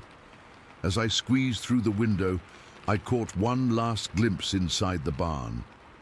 The creature was looking right at me, illuminated now by moonlight streaming through holes it had punched in the roof. Its chest was heaving, matted fur covered in dust and hay, and those eyes. There was intelligence there. Hatred.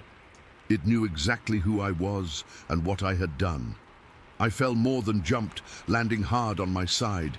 Pain shot through my ankle, but adrenaline was pumping so hard I barely noticed. Jeff and Miguel were already running toward our truck parked about 50 yards away. Behind us, the destruction continued. The sound of the barn being torn apart piece by piece echoed across the otherwise silent reservation. I hobbled as fast as I could, expecting at any moment to feel massive hands grab me from behind. We reached the truck, and Jeff fumbled with the keys, dropping them twice before finally getting them into the ignition. The engine roared to life just as the barn's roof partially collapsed with a thunderous crash. "Go, go, go!" I screamed, though Jeff didn't need any encouragement. The tires spun in the dirt before catching, and we fishtailed onto the dirt road leading away from the barn. In the side mirror, I could see the barn, now half collapsed, and something large and dark moving among the ruins. As we sped away, the creature emerged from what remained of the barn entrance. Even from that distance, I could see its massive silhouette against the night sky. It stood there watching us leave, making no attempt to follow. It didn't need to. It had made its point. We drove straight to the reservation police station. The officer on duty, a man named Bigfoot, who I'd known for years, listened to our story with a strangely blank expression. He didn't seem surprised. He didn't call us crazy. He just picked up his phone and made a call while we sat there, still shaking. "Someone will be here soon," was all he said afterward. Within 45 minutes, 3 Bureau of Indian Affairs police vehicles pulled up. They took our statements separately, asking the same questions over and over. Where exactly was the barn? How big was the creature? Had we seen anything like this before? Had we told anyone else? By dawn, FBI agents had arrived. Men in suits who didn't introduce themselves started questioning us again. One of them, a hard-faced woman with short grey hair, told us we'd encountered an aggressive non-native wildlife specimen and that the matter was now under federal jurisdiction. When we asked to return to the barn to check on the surviving animals, we were told the area was off-limits due to structural hazards. When Miguel mentioned the word Bigfoot, one of the agents cut him off mid-sentence. "What you encountered was most likely a bear with mange or some other condition that altered its appearance," he said flatly. "The stress of the encounter has affected your perception of events." They kept us at the station for almost 10 hours. By the time they let us go, they'd confiscated our phones for evidence and had us sign non-disclosure agreements under threat of federal prosecution. They said it was a matter of ecological sensitivity and preventing public panic. I only managed to get back to the barn site 3 days later, sneaking across the back pasture on foot. What I found made no sense. The barn was completely gone. Not just repaired, gone. The ground had been graded flat, and fresh gravel had been spread where the structure had stood. There was no debris, no blood, nothing to indicate what had happened there. Even the fence posts had been replaced with new ones. The only proof I have that any of this happened is my own memory and the thin scar on my ankle from the fall. Jeff and Miguel won't talk about it anymore. Jeff took a job in Oklahoma 2 weeks later, and Miguel acts like he doesn't even know me when we pass in town. I know what I saw. I know what I heard. That scream wasn't from any bear or mountain lion. That intelligence in those eyes wasn't animal. It was something else entirely. And the government's response tells me everything I need to know about how unknown these creatures really are to them. I'm writing this from a public library computer because I'm pretty sure my home internet is being monitored. I don't care anymore. People need to know what's out there. People need to know what the government is hiding. Sometimes at night, I wake up thinking I hear something moving around outside my window. Something big. Something that remembers me. And sometimes just before dawn, I swear I can hear that scream again. Distant but unmistakable, echoing from the mountains. I shouldn't have used that cattle prod. I shouldn't have looked into those eyes. Because now I know they're out there watching, and they know exactly who I am. Story 10. I've never really told this story to many people. Most who've heard it think I'm making it up, or that David and I were just scared teenagers with overactive imaginations. But I know what I saw that day in the summer of 2002, and it still makes my skin crawl thinking about it. David had been my best friend since elementary school. We both lived about 5 miles south of the Wisconsin-Illinois border, in this little town where nothing exciting ever happened. We were 16 that summer, and like most bored teenagers with too much time on their hands, we'd spend our days looking for anything to break the monotony. That particular Saturday in July, we decided to head out to the woods with our paintball guns.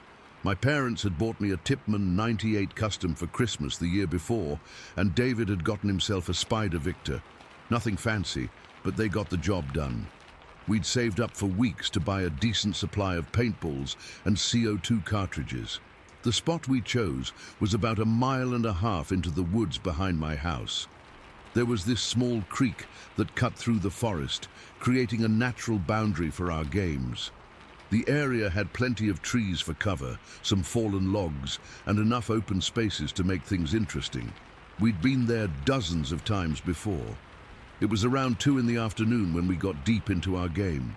The day was hot and humid, typical Midwest summer weather.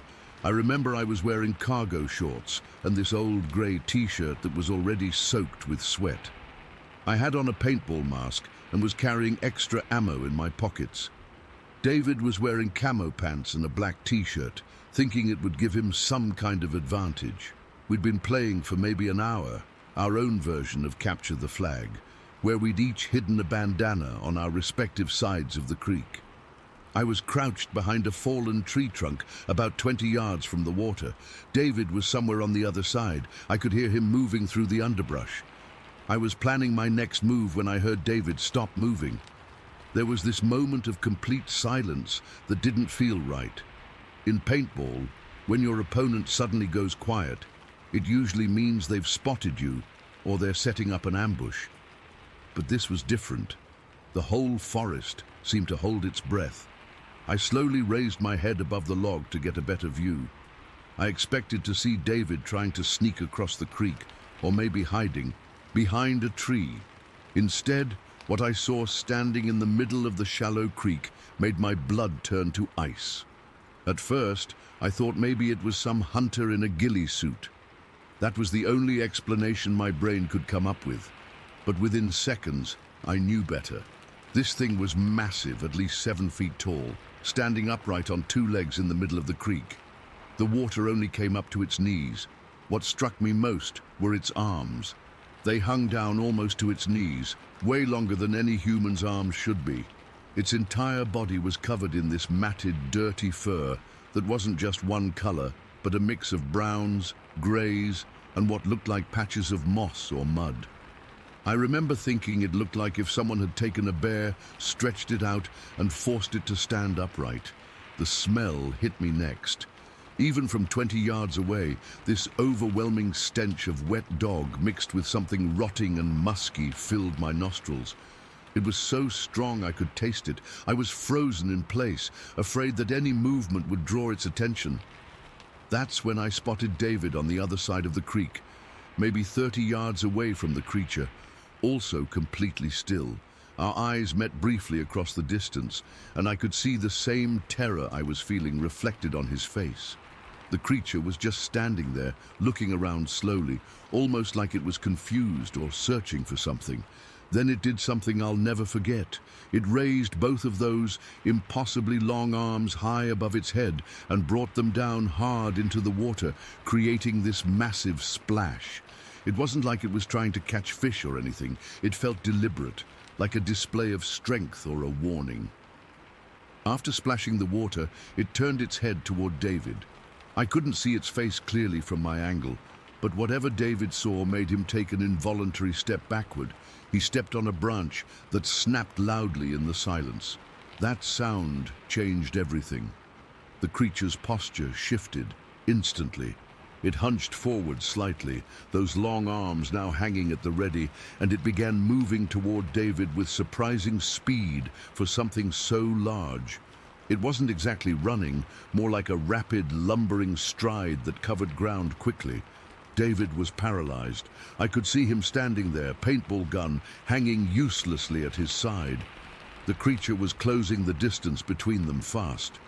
I don't know what made me do it, but I stood up from behind my log and started firing my paintball gun at the thing. I was aiming for its back, hoping to distract it. The first paintball hit it right between the shoulder blades with a loud smack. I fired again and again, hitting it maybe 5 or 6 times in quick succession.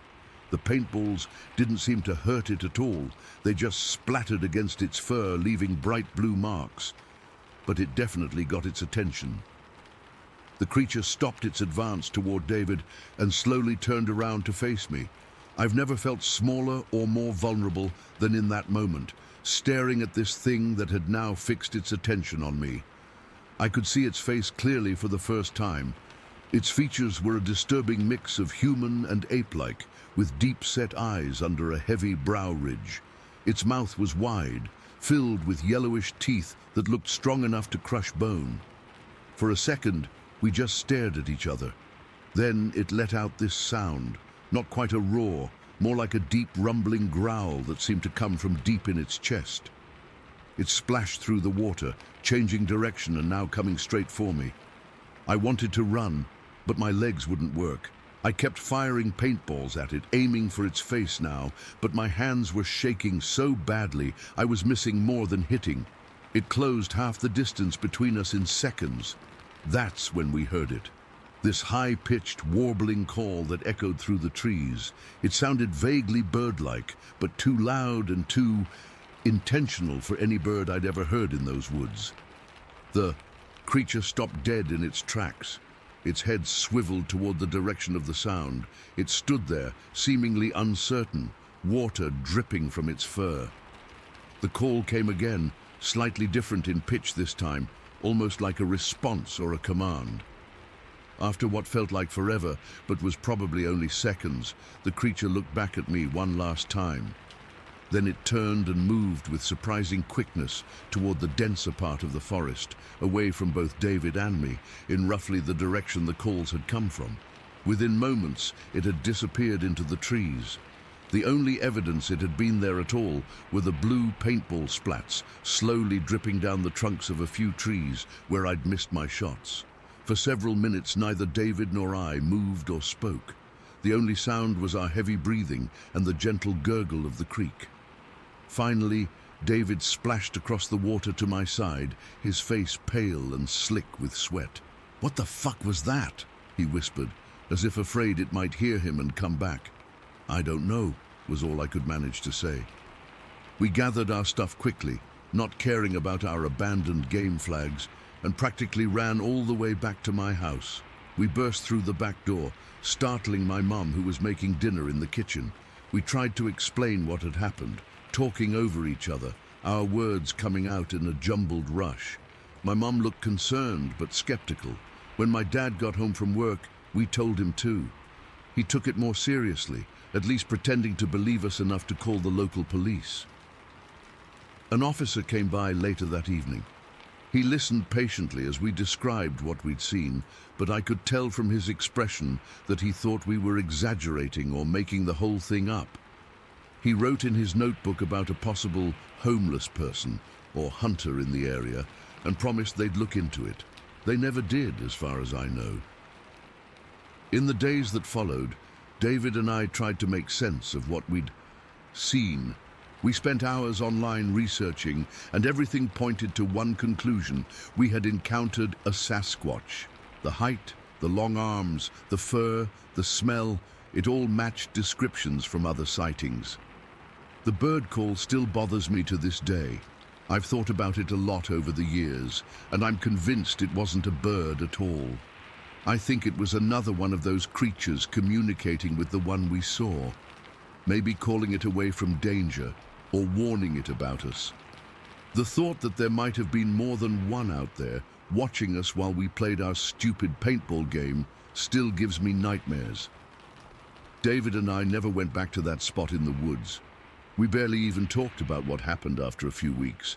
It was like this unspoken agreement formed between us. Discussing it only made people think we were crazy, so why bother? We drifted apart after high school. Last I heard, David was living in California, working in tech or something. We haven't spoken in years. I still live in the area, though I moved to the city for work. Sometimes I drive past the turnoff that leads to those woods, and I always get this chill up my spine. I've never gone back, and I never will. For years I questioned my own memory. Maybe we had seen a bear standing upright. Maybe it was some elaborate prank. Maybe we really did just let our imaginations run wild. But then, about 5 years ago, I stumbled across this online forum where people shared their unexplained encounters. There was a post from someone who had been hiking just across the Wisconsin border, less than 20 miles from where David and I had our experience. They described seeing a creature that matched our Sasquatch in almost every detail, right down to the multicolored patchy fur. They mentioned the same awful smell. They even described hearing strange bird-like calls before the creature disappeared into the forest. I've never posted my own story on any of those forums. I guess part of me is still afraid of not being believed, or worse, being believed and having to accept that what we saw that day was real. Because if that thing was real, what else might be out there in those quiet Midwest woods that we don't know about? I still have my old Tipman 98 Custom in a box in my closet. Sometimes I take it out and look at it, remembering how those paintballs splattered against that creature's back. I wonder if it remembers the skinny teenager who shot at it that hot summer day. I wonder if it's still out there, waiting in the trees. And sometimes, when I'm driving with my windows down on summer nights near the woods, I find myself listening for that bird-like call, hoping I never hear it again. Story 11. I still remember the exact date, November 3rd, 2022. The weather forecast had called for an early cold snap with snowfall around Packwood, but we decided to push ahead with our hunting trip anyway. Me, Dave, and Kyle had been planning this elk hunt for months. One last adventure before winter really set in and made the mountains impassable. That morning was brutally cold, the kind that burns your lungs when you breathe. We'd parked our trucks at the trailhead before dawn, steam billowing from our mouths as we checked our gear. The snow had fallen steadily the night before, leaving about 8 inches of powder covering everything. Elk will be moving down from the ridges with this weather, Dave had said, shouldering his pack, but not all the way down yet. We need to hit that middle elevation where they'll be congregating. So we headed up, following game trails that wound through the Douglas firs. The forest was dead quiet, except for the crunch of our boots in the fresh snow. No wind, no birds, nothing. Just that eerie stillness that comes after a snowfall. We'd been hiking for maybe 2 hours when we reached a split in the trail. Dave wanted to head east toward a meadow he knew about, while I noticed some movement tracks heading up toward the ridge to the north. "I'm gonna check these tracks," I told the guys. "Might be elk coming down from higher up. I'll radio if I find anything." Kyle looked skeptical. "Don't go too far. Cell service is shit up here." I nodded and watched them head off before turning to follow the tracks I'd spotted. At first, I thought they were from another hunter, but as I got closer, something felt off. The prints were huge, and I mean huge. I wear a size 11 boot, and these were easily twice that size. But it wasn't just the size that threw me. These weren't boot prints. They clearly showed toes, 5 distinct toes, and a wide heel, like someone had been walking barefoot through 8 inches of snow, in temperatures well below freezing. I crouched down to examine them more closely. The stride was long, much longer than mine would be, even if I was stretching my legs. And then I noticed something else that made my stomach drop. There were 2 sets of tracks.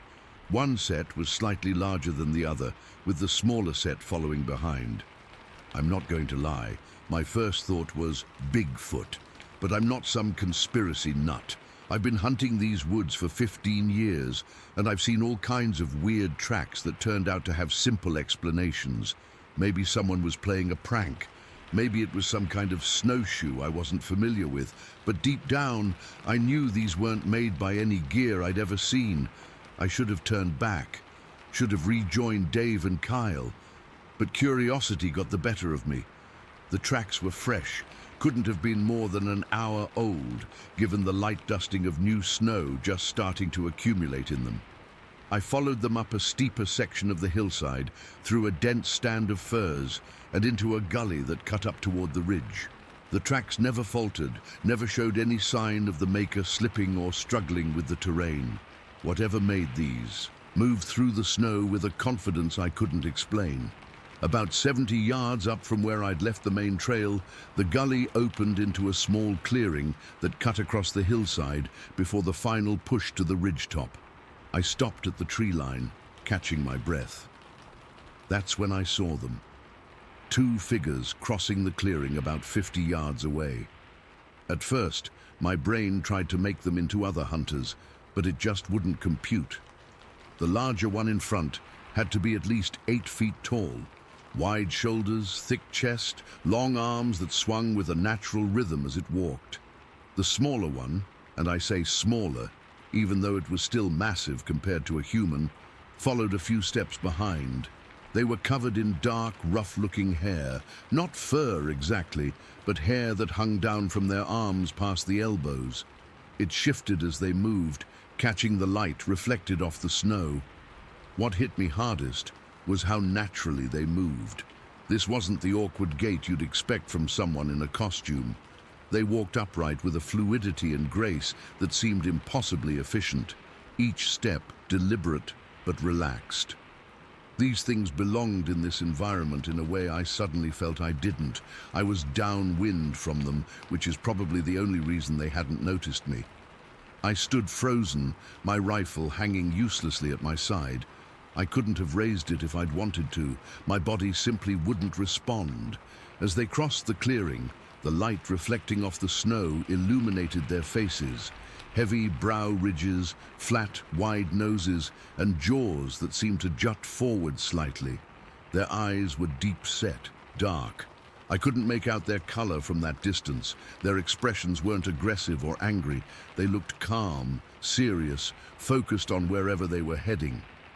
The larger one paused briefly at the far side of the clearing, turning its head slightly to look back at its companion. It didn't speak, at least not that I could hear, but there was clearly some communication happening.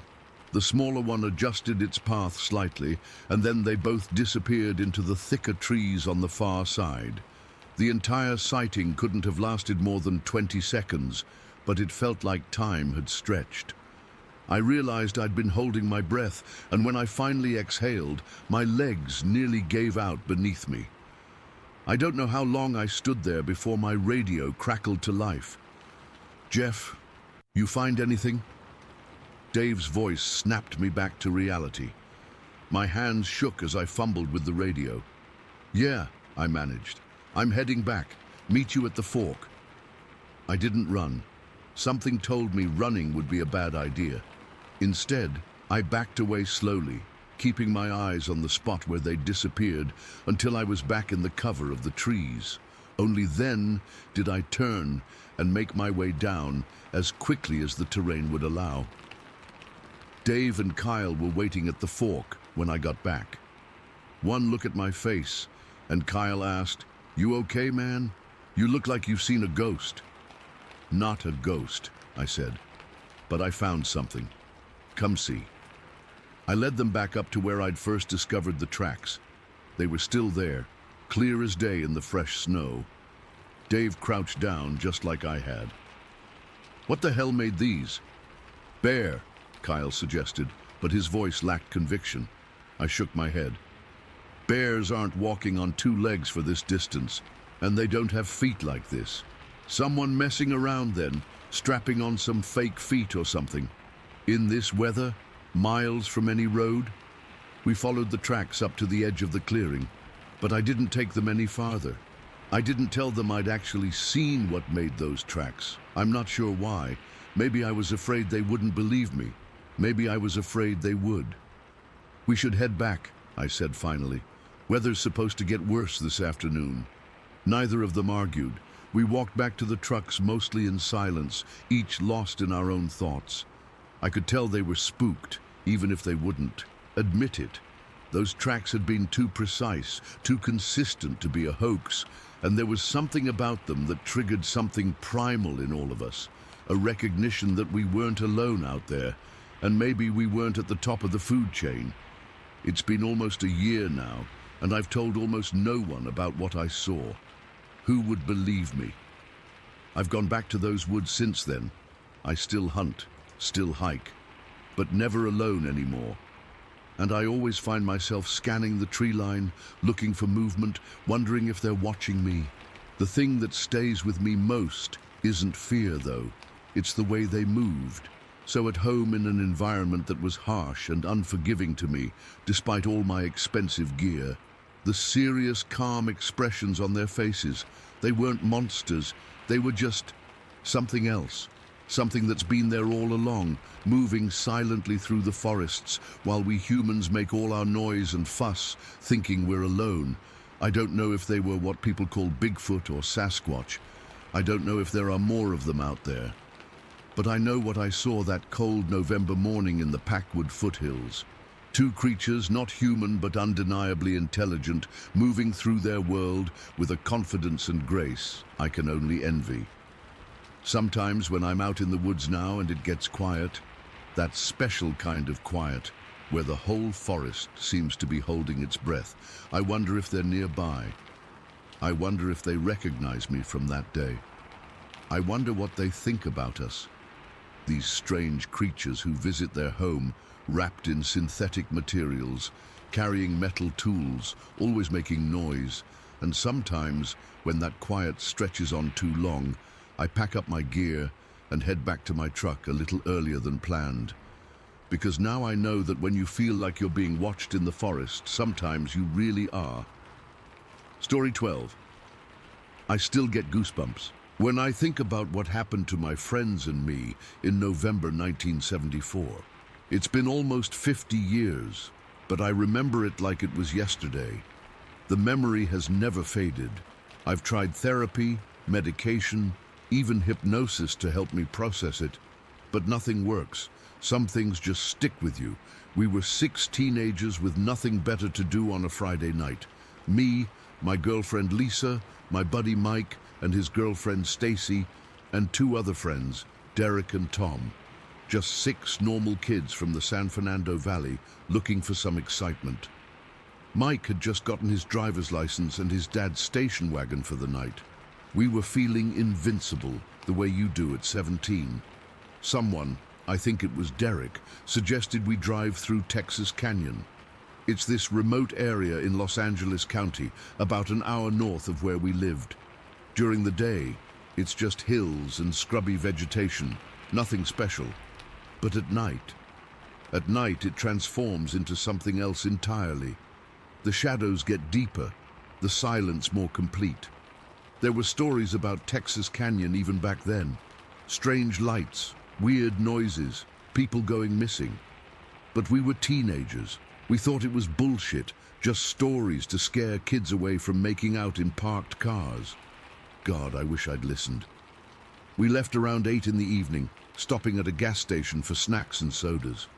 The attendant, this older guy with a grey mustache, asked where we were headed. When Mike mentioned Texas Canyon, the guy got real quiet, then mumbled something about staying on the main roads and being back before midnight. We laughed it off, stupid kids. The drive started out fun. We had the radio blasting, passing around bags of chips, teasing each other. It was about 9:30 when we turned onto the canyon road. No streetlights out there, just darkness broken by our headlights. The mood in the car shifted almost immediately. The road was rough, all potholes and loose gravel. The station wagon bounced and rattled. Lisa grabbed my hand, squeezing tighter with each bump. "Maybe we should turn around," she whispered to me, but the guys in the front seat didn't hear her over the radio. Or they pretended not to. About 20 minutes into the canyon, Mike slowed the car. Up ahead, a cloud of dust hovered over the road, glowing weirdly in our headlights. It was too still for a dust devil, just hanging there like fog. "What the hell is that?" Mike asked, easing off the gas. "Probably just dirt from another car," Tom said from the back seat. "Drive through it." Mike inched forward. The dust didn't disperse like normal dust would. It just waited for us. That's the only way I can describe it. Like it was alive, waiting. As we got closer, I felt Lisa's nails digging into my palm. The radio started crackling with static. Mike reached to adjust it, and that's when we saw them. 3 figures stepped out of the dust cloud and onto the road. At first I thought they were people, hikers maybe, or campers, but as our headlights hit them, I realized these weren't people at all. They were tall, maybe 7 feet or more, covered in thick, matted hair. Not fur exactly, more like the hair you'd see on a neglected dog, patchy and coarse. Their bodies were weirdly proportioned, long arms that hung almost to the ground, broad shoulders, but thin waists and legs. And their faces. Jesus Christ, their faces. They had these elongated snouts like dogs, but the rest of their features were all wrong. Their eyes were huge, reflective, catching our headlights and glowing this sickly yellowish green. Like those reflector markers on the highway, but alive, intelligent, hungry. For a second, maybe 2, nobody in the car moved or spoke. We just stared, and they stared back. Then Mike whispered, "What the fuck?" And everything went to hell. The creatures, I don't know what else to call them, started making these sounds. Not howls or growls like you'd expect from something with a dog face. It was more like chattering, like monkeys, but lower, more guttural. It echoed off the canyon walls around us, making it sound like there were dozens of them instead of just 3. Lisa started screaming. Stacy joined in. Derek was saying, "Go, go, go," over and over. Tom was frozen, just staring. And Mike, thank God for Mike, hit the gas. The station wagon lurched forward right toward the creatures. They didn't move. For one horrible moment, I thought we were going to hit them, that I was about to find out what it felt like to run over something that big, that unknown. But at the last second, they scattered. Not like animals, darting away in fear. They moved with purpose, positioning themselves on either side of the road as we passed. And as we drove by, they started throwing things at the car, rocks, dirt, sticks, whatever they could grab. It sounded like hail on the roof. Something hit my window hard enough to crack it, a spiderweb of fractures right by my face. I jerked away, pressing against Lisa, who was now sobbing uncontrollably. "Don't stop!" I yelled at Mike, who had slowed slightly when the barrage started. "Just drive." Mike floored it. The station wagon fishtailed on the gravel, then caught traction. We shot forward, leaving the dust cloud and the creatures behind. Or so we thought. I twisted in my seat to look out the back window. Through the dust, kicked up by our tires, I saw them running after us, not loping on all fours like animals, but running upright like people, fast, too fast. And behind them, deeper in the darkness of the canyon, I saw more eyes, pairs of glowing eyes emerging from the shadows. 5 pairs, 10, more. An entire pack of these things was gathering. "They're following us," I shouted. "There's more of them." Mike pushed the station wagon faster than that old car was ever meant to go. The engine whined in protest, the chassis rattling so hard I thought it would shake apart. We hit potholes that sent us bouncing off our seats, our heads nearly hitting the roof. The road twisted and turned through the canyon. Mike took the curves recklessly, tires squealing. Twice we nearly went off the edge, saved only by Mike's white-knuckle grip on the steering wheel. I kept watching out the back window. The creatures fell behind, but I could still see those eyes glowing in the darkness, following our dust trail. The chattering continued, carried on the night air, growing fainter, but never quite disappearing. That's when I noticed something else strange. Above us, circling over the canyon, was an airplane, not a commercial jet, something smaller, maybe a private plane, but it had this bright white light that wasn't like any airplane light I'd ever seen. Too bright, too focused, like a spotlight searching the ground. "Look," I said, pointing up through the windshield. "What's that plane doing out here?" Nobody answered. Maybe they didn't see it, or maybe they were too scared to care.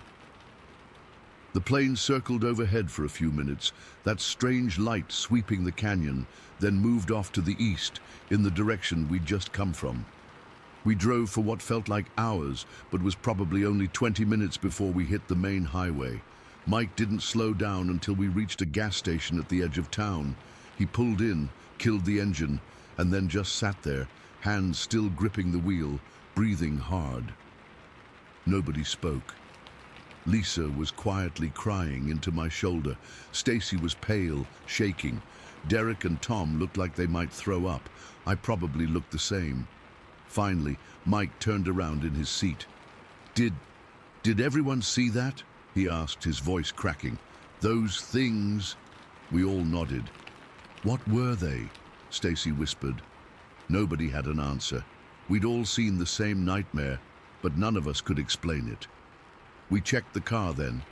There were dents in the roof and hood from the rocks. My window was cracked, and there was something else, smears on the doors and windows. In the harsh fluorescent light of the gas station, they looked like handprints, but not human hands. The fingers were too long, the palms too narrow. We never reported what happened. Who would believe us? We tried to rationalize it at first. Maybe they were bears standing on their hind legs, or some guys in costumes playing a prank. But I know what I saw. Those weren't costumes. The way they moved, the sounds they made, those eyes. No human could fake that. For weeks afterward, I had nightmares. I'd wake up hearing that monkey-like chattering, seeing those glowing eyes in the dark corners of my room. I couldn't drive at night for months. Even now, the sound of gravel under tires makes my heart race. We all drifted apart after that night. Too much shared trauma, I guess. Mike sold the station wagon. Lisa and I broke up before graduation. I lost touch with the others over the years. I moved away from California after college, settled in the Midwest where the land is flat and open. No canyons, no remote roads, but I still think about that night. I've researched similar encounters since then. Turns out there were quite a few reports of strange creatures in Los Angeles County in the mid-70s, especially around Texas Canyon. Some people call them Bigfoot, but what we saw wasn't like the descriptions I've read. These were different, more aggressive, more intelligent, more terrifying. And that plane, I still wonder about that. Was it looking for those creatures? Did it have something to do with them? Or was it just coincidence? Some rich guy's private plane taking a night flight over the canyon. I'm 55 years old now with kids of my own. I've never told them this story. How could I? They'd either think their old man was crazy or they'd have the same nightmares I still occasionally have. But I know what I saw that night in Texas Canyon. We all did. And sometimes, when I'm driving alone at night and pass through a patch of fog or dust on a dark road, I catch myself checking the rearview mirror, half expecting to see, Those glowing eyes following me. Whatever those things were, they're still out there. Maybe still in that canyon, maybe spread out across the country now, waiting in the darkness, just beyond the reach of headlights. And that's the thought that keeps me awake at night, even after all these years. Story 13. I've never shared this with anyone outside my immediate family, but I need to get this off my chest. Maybe someone here has experienced something similar and can help make sense of what happened. Back in April of 2013, my family and I moved to this beautiful farm property in Bridge Lake, British Columbia. Just over 100 acres of stunning landscape, fields, forest, a small creek running through. It was supposed to be our dream home, a place where our 4 kids could grow up with space to run and explore. We were so excited about the move, thinking about all the possibilities. The previous owners barely used the back half of the property, so there was wood to harvest, trails to clear, and so much potential. The first couple weeks were normal, unpacking boxes, figuring out where everything should go, the usual stuff when you move. I brought my dog, Luna, with us.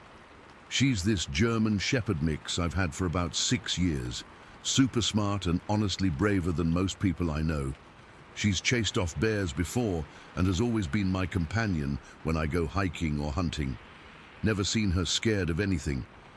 But about 3 weeks after we moved in, Luna started acting weird. Like, really weird. She'd been totally fine going outside at night to do her business. Then suddenly, she started refusing to go out after dark. I'd open the door, and she'd just back up, tail between her legs. I had to physically drag her outside, which wasn't like her at all. I figured maybe she'd had a run-in with a coyote or something, but even that seemed strange because she'd faced down bigger predators before, without issue. Then came that night in late April that changed everything. It was around 10 at night, and I let Luna out like usual. She still didn't want to go, but I insisted because, well, dogs need to pee. After about 15 minutes, I realized she hadn't come back. I called for her from the porch but got no response, started to get worried, so I grabbed my flashlight and went looking. I searched around the front yard, the side of the house, calling her name. Nothing. Finally went around back and found her pressed against the wall of the house, making this weird combination of whining and growling I'd never heard from her before. Her tail was tucked so far between her legs she looked like a different dog. Her eyes were wide and she was staring out into the darkness beyond my flashlight beam. "Luna, come on girl, let's go inside," I said, trying to sound normal even though her behavior was freaking me out. That's when I heard it. At first, I thought it was just the wind or maybe some kind of bird I wasn't familiar with. But then it became clearer. These vocalizations echoing through the darkness. They were wrong. The only way I can describe them is like monkey sounds, but deeper and more guttural, mixed with higher-pitched whoops. And they seemed to be coming from everywhere at once, like whatever was making them was circling us. I've spent my whole life outdoors. I've hunted since I was 12, camped in the backcountry, encountered bears, cougars, all kinds of wildlife. I know the sounds animals make in these parts. This wasn't anything I'd ever heard before. The fear that hit me was primal. It wasn't the rational kind where you evaluate a threat and decide how to respond. It was pure, instinctive terror that bypassed my brain entirely and went straight to my legs. I grabbed Luna by the collar and ran back to the house so fast I nearly pulled my hamstring. I locked every door and window in the house, turned on all the outside lights, and sat in my living room with an axe across my lap. The hair on the back of my neck was standing straight up, and I had chills running down my spine for hours. Luna wouldn't leave my side, still making those same distressed noises. I barely slept that night. Every creak of the house settling had me bolt upright. Luna didn't sleep either. She just sat alert, staring at the windows and occasionally growling at nothing I could see. The next morning, with daylight streaming in, I felt a bit foolish about how scared I'd been. I told myself it was probably just coyotes or maybe wolves, even though I knew damn well it wasn't. I decided to investigate while my kids were occupied with unpacking their rooms. First, I checked around the house and the immediate yard. Nothing seemed out of place. No tracks, no broken branches, nothing that would indicate anything unusual had been there. That made me feel a bit better, like maybe I'd overreacted. But something was still nagging at me. I decided to check the back of the property, about a mile from the house where the land drops into this ravine with the creek at the bottom. There was still some patchy snow back there in the shaded areas, even though it was late April. As I approached the ravine, I noticed tracks in one of the remaining snow patches. At first glance, they looked like human footprints, and I remember thinking, what the hell? No one should be out here. Our closest neighbor was miles away, and this was private property, far from any hiking trails. I knelt down to get a better look. These weren't normal human tracks. They had no tread marks like you'd see from boots or shoes, just flat impressions, but with distinct toe marks visible in some of them. And they were huge, easily twice the size of my own foot, and I wear a size 12. I followed the tracks for about 20 feet until I found one perfect print where the snow was just the right consistency to hold detail. Clear as day, I could see 5 toes.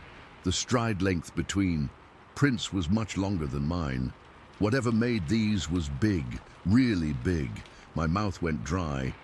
I stood up, suddenly feeling exposed and vulnerable despite the bright sunshine. That's when I felt it, a vibration through the ground. At first, it was so subtle I thought I was imagining it. Then it got stronger, like something heavy was pounding on the earth.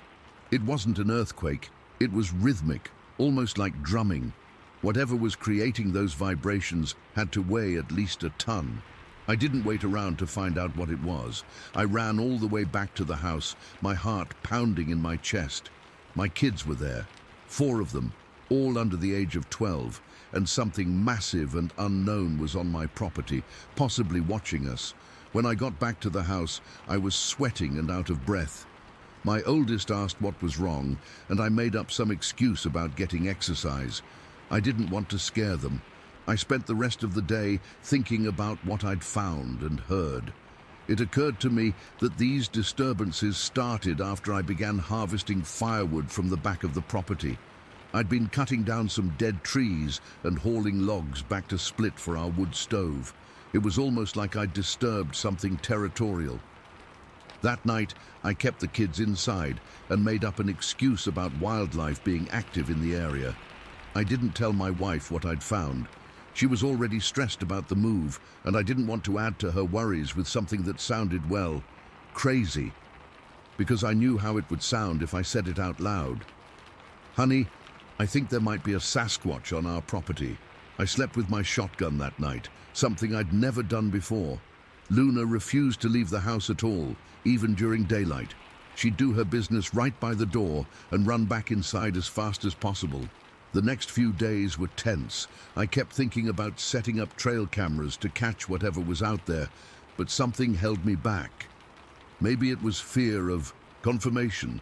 Maybe it was the feeling that I was being watched whenever I went outside, like whatever was out there was studying my movements, learning my patterns. I started noticing other things too. Sometimes the chickens would get agitated for no apparent reason. Occasionally I'd find branches snapped high up in trees, way higher than a person could reach. Once, I found a deer carcass about half a mile from the house that had been torn apart in a way that didn't match any predator I'm familiar with. The worst was the sounds at night. Not every night, but often enough.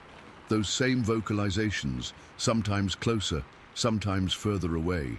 Sometimes they'd be answered by similar calls from the opposite direction, like they were communicating. I still haven't told anyone outside my family. My wife knows now. Had to tell her after she found me patrolling the property line with my rifle one evening. The kids think we have forest ghosts. We've learned to live with it, mostly by respecting boundaries. I don't go to the back of the property anymore. We don't venture out at night. We leave offerings of fruit at the edge of the woods sometimes. My wife's idea, not mine, but I've noticed they disappear overnight. I don't know what's out there. I don't want to know, not really. But whatever it is, It was there before us, and I suspect it'll be there long after we're gone. We're just visitors here, and sometimes I think we're being tolerated rather than welcomed. Luna still won't go out at night. Smart dog. Sometimes I think she understands this situation better than I do. Story 14. I've never posted about this before. To be honest, I've barely even told my closest friends. It's been nearly 3 years, and I still get goosebumps thinking about what happened that day at my grandparents' property. I'm still trying to make sense of it all. My grandparents live in rural Kentucky, about 20 minutes outside a small town most people have never heard of. They've owned the same 50-acre property for over 40 years. It's mostly woods, with some cleared areas near the house and a creek running through the back portion. Growing up, I spent nearly every summer there fishing and exploring the woods. For as long as I can remember, my grandma Helen has talked about hearing these bizarre screams at night. Not just any screams, blood-curdling, echoing wails that she swore would shake the windows sometimes. She described them as not quite human, not quite animal, and they'd always happen in the early evening or just before dawn.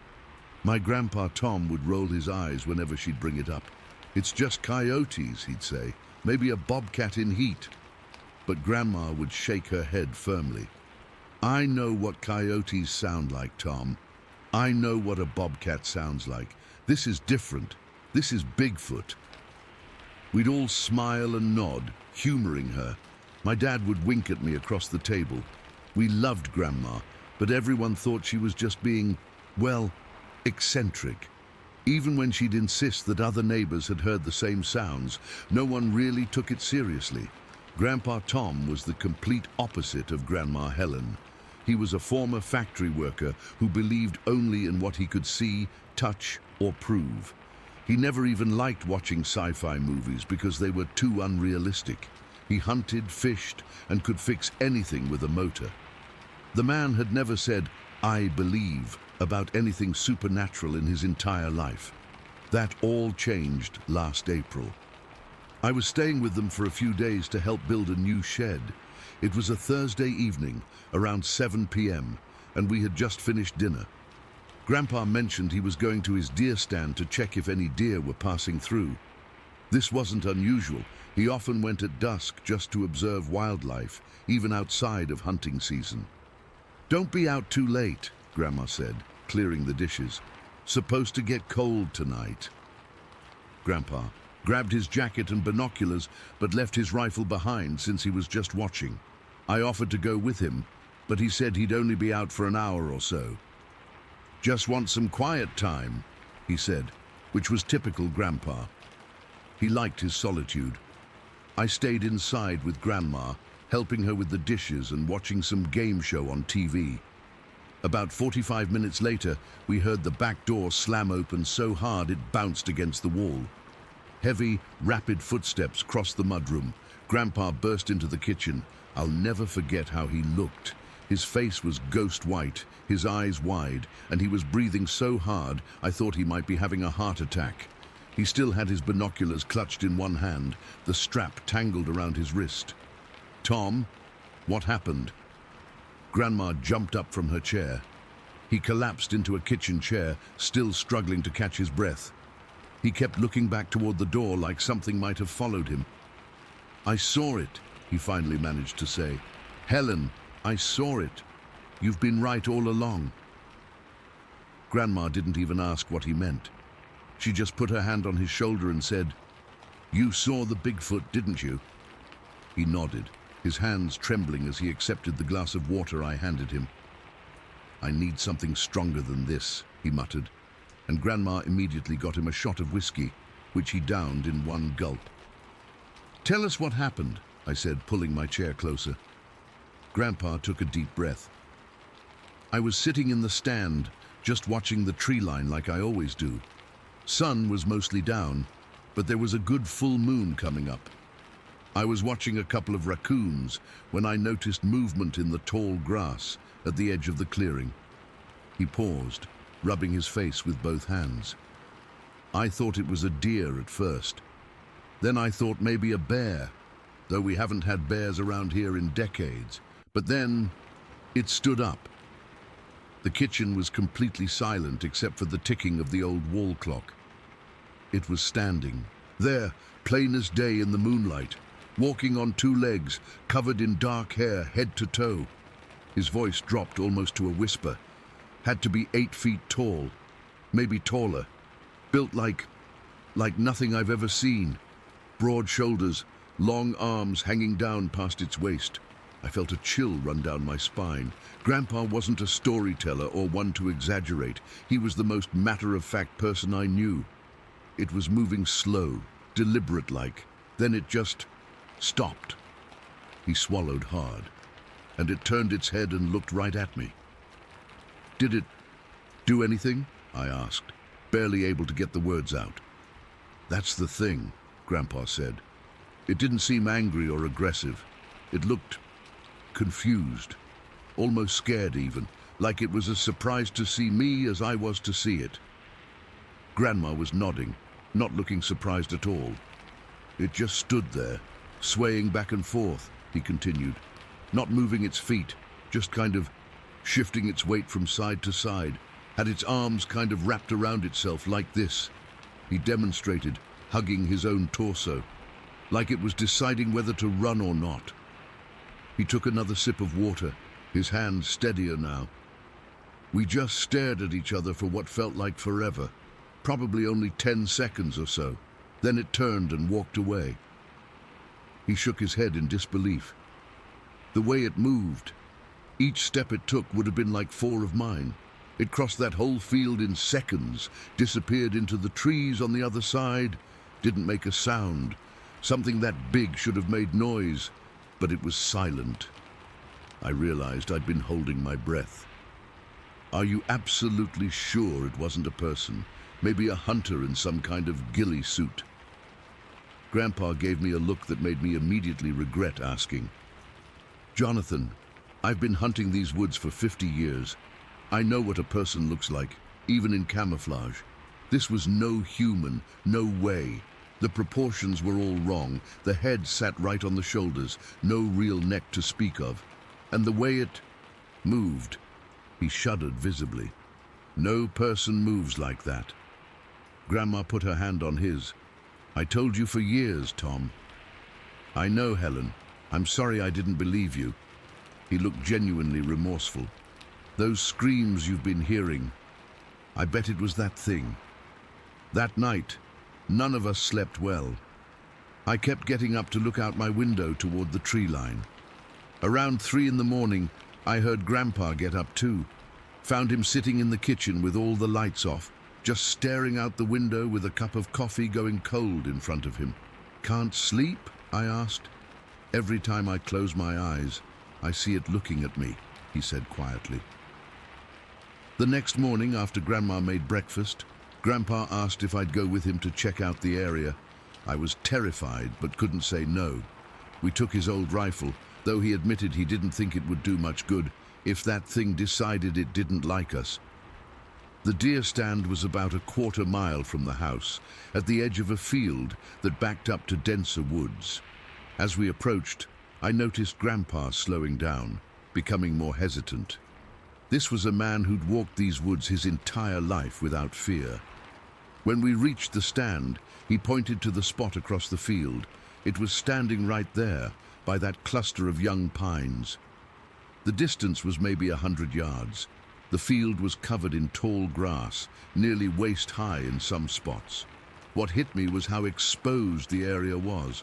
Whatever he saw had been standing completely in the open, visible from any direction. "Look," Grandpa said, kneeling down at the edge of the field. I knelt beside him.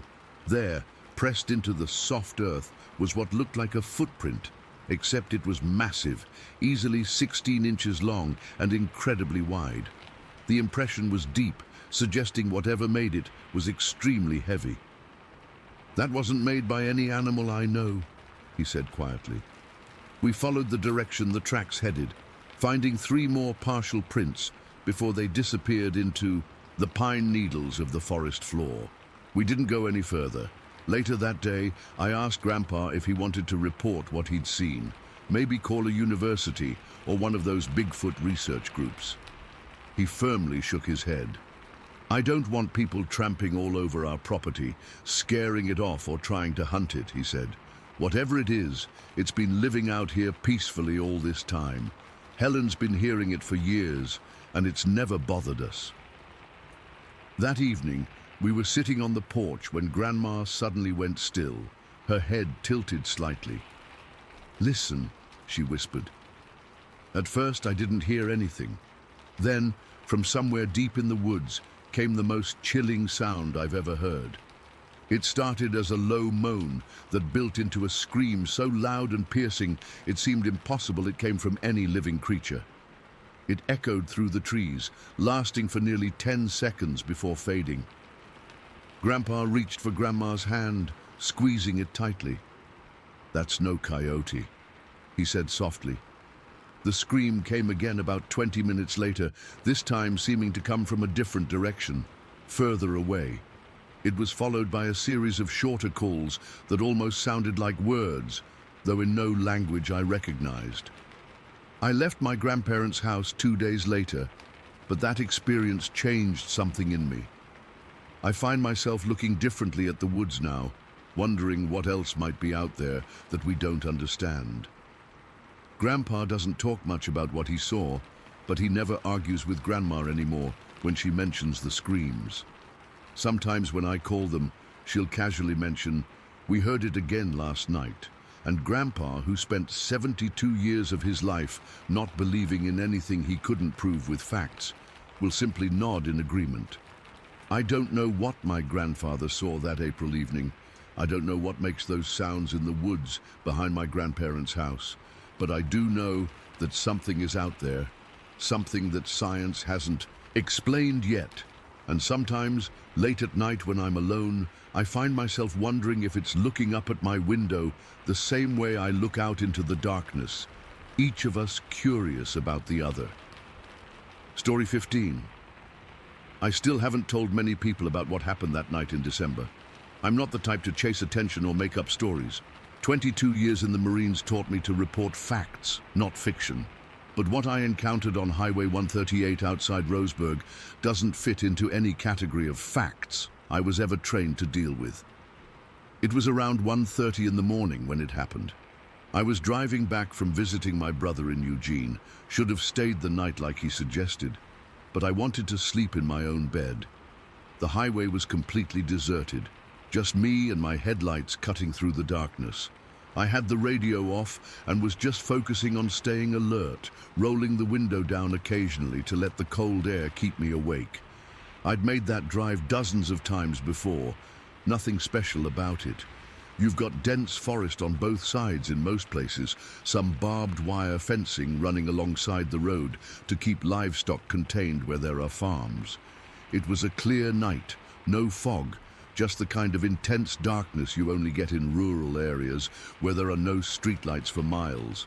I remember checking my GPS about 15 miles outside Roseburg when I came around this gentle curve and saw something in my peripheral vision. Something tall was standing beside the fence line on the right side of the road. My headlights only caught it for a split second, but my first thought was that someone's car had broken down and they were waiting for help. Without really thinking about it, I slowed down and pulled over about 30 yards past where I'd seen the figure. The shoulder was narrow, but wide enough to get my truck safely off the road. I remember sitting there for a moment, debating whether I should just drive on. It was late after all, and I was tired, but something about seeing someone potentially stranded on a cold December night didn't sit right with me. I couldn't just leave someone out there. I grabbed my maglite from the glove compartment and stepped out of the truck. The moment my boots hit the asphalt, I felt this weird sensation crawl up my spine. Something felt off. The air seemed heavier somehow, and it was completely silent. No insects, no distant traffic noise, nothing, just dead quiet. "Hello?" I called out, sweeping my flashlight back toward where I'd seen the figure.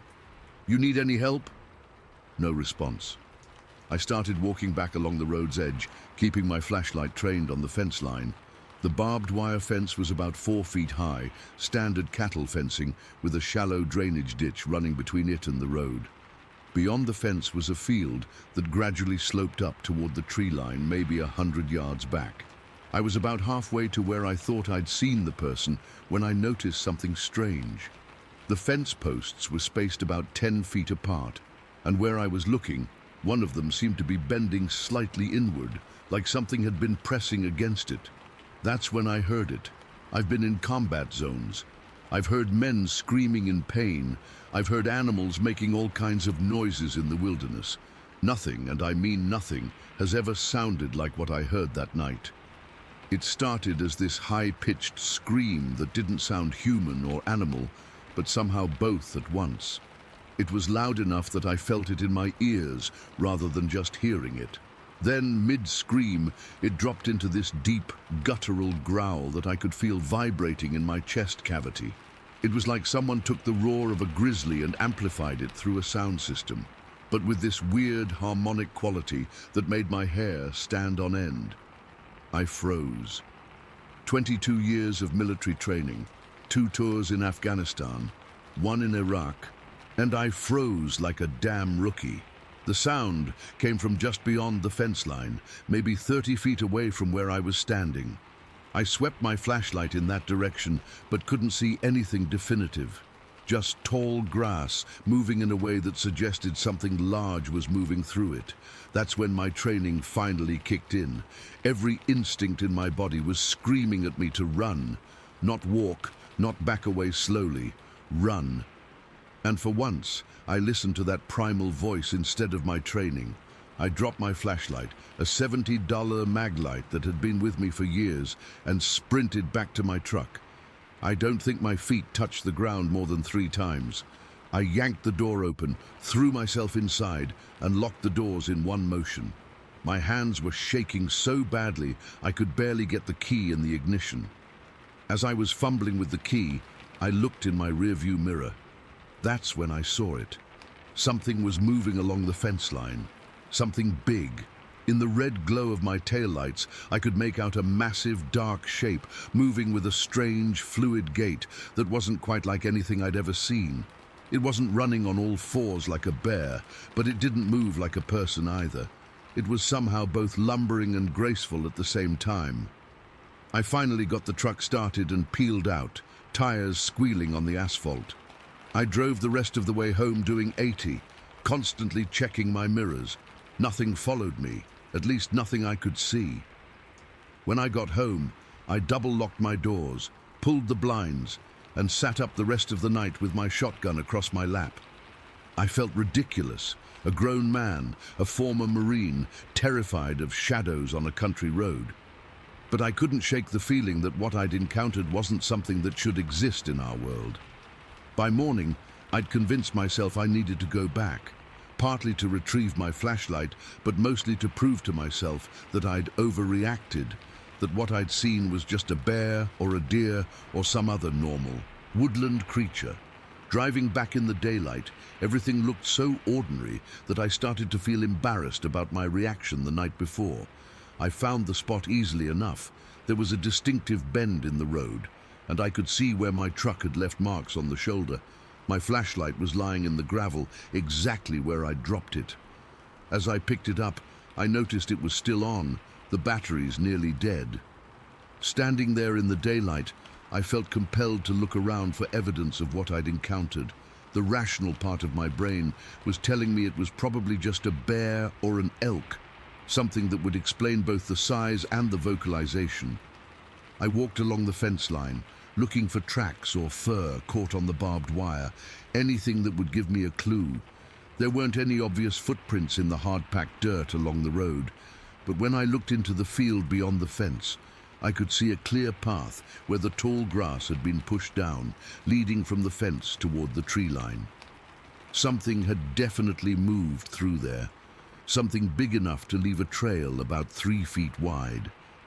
I followed the path with my eyes, trying to gauge the size of whatever had made it, and that's when the full impact of what I'd seen the night before really hit me. I remembered more clearly now. When I first spotted the figure from my truck, Its head was visible at eye level with my driver's side window. My truck sits high, I'm 6 feet tall, and I have to step up to get into it. But the figure had been standing in that shallow drainage ditch, which puts it at least a foot below road level. That meant whatever I saw had to be at least 7 feet tall, probably more. And it wasn't shaped right. That's what had registered subconsciously when I first saw it. But I'd dismissed it as a trick of the headlights. What I'd initially taken for a person didn't have distinct shoulders.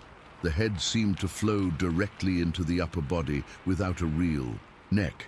It was bulky, wider than a human frame should be, especially at the middle. And it was covered in what I had initially thought was clothing, but now realized was hair. Long, dark hair that moved naturally with the wind. Not a coat, not clothing of any kind.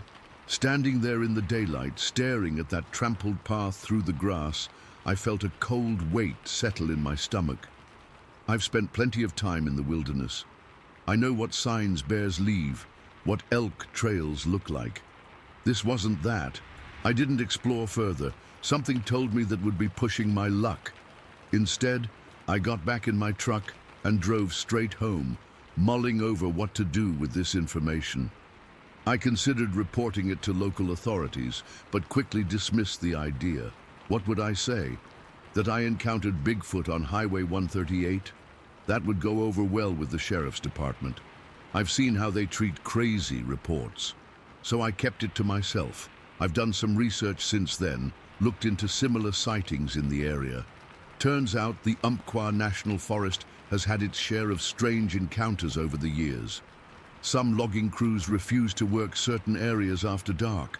Local indigenous stories talk about tall creatures that protect the deep forests. For weeks afterward, I couldn't sleep well. I kept replaying that scream growl in my head, kept seeing that unnatural silhouette in my mind's eye. I installed additional security lights around my property and started keeping my shotgun closer at hand. What bothers me most isn't just what I saw. It's the effect it had on me. I faced enemy fire without flinching, but something about that encounter triggered a fear response so primal and overwhelming that I still feel shaken by it months later. Whatever it was sending a clear message. This is my territory. You don't belong here. I've made that drive many times since then, but always during daylight hours. I've never again seen anything unusual in that spot. Sometimes I wonder if I imagined the whole thing. If maybe I dozed off for a second while driving and my mind created this elaborate hallucination. But then I remember the flattened grass, the bent fence post, the sound that seemed to bypass my ears and vibrate directly in my chest cavity. Those weren't hallucinations. Whatever I encountered that night was real, and I'm still not sure what to do with that knowledge.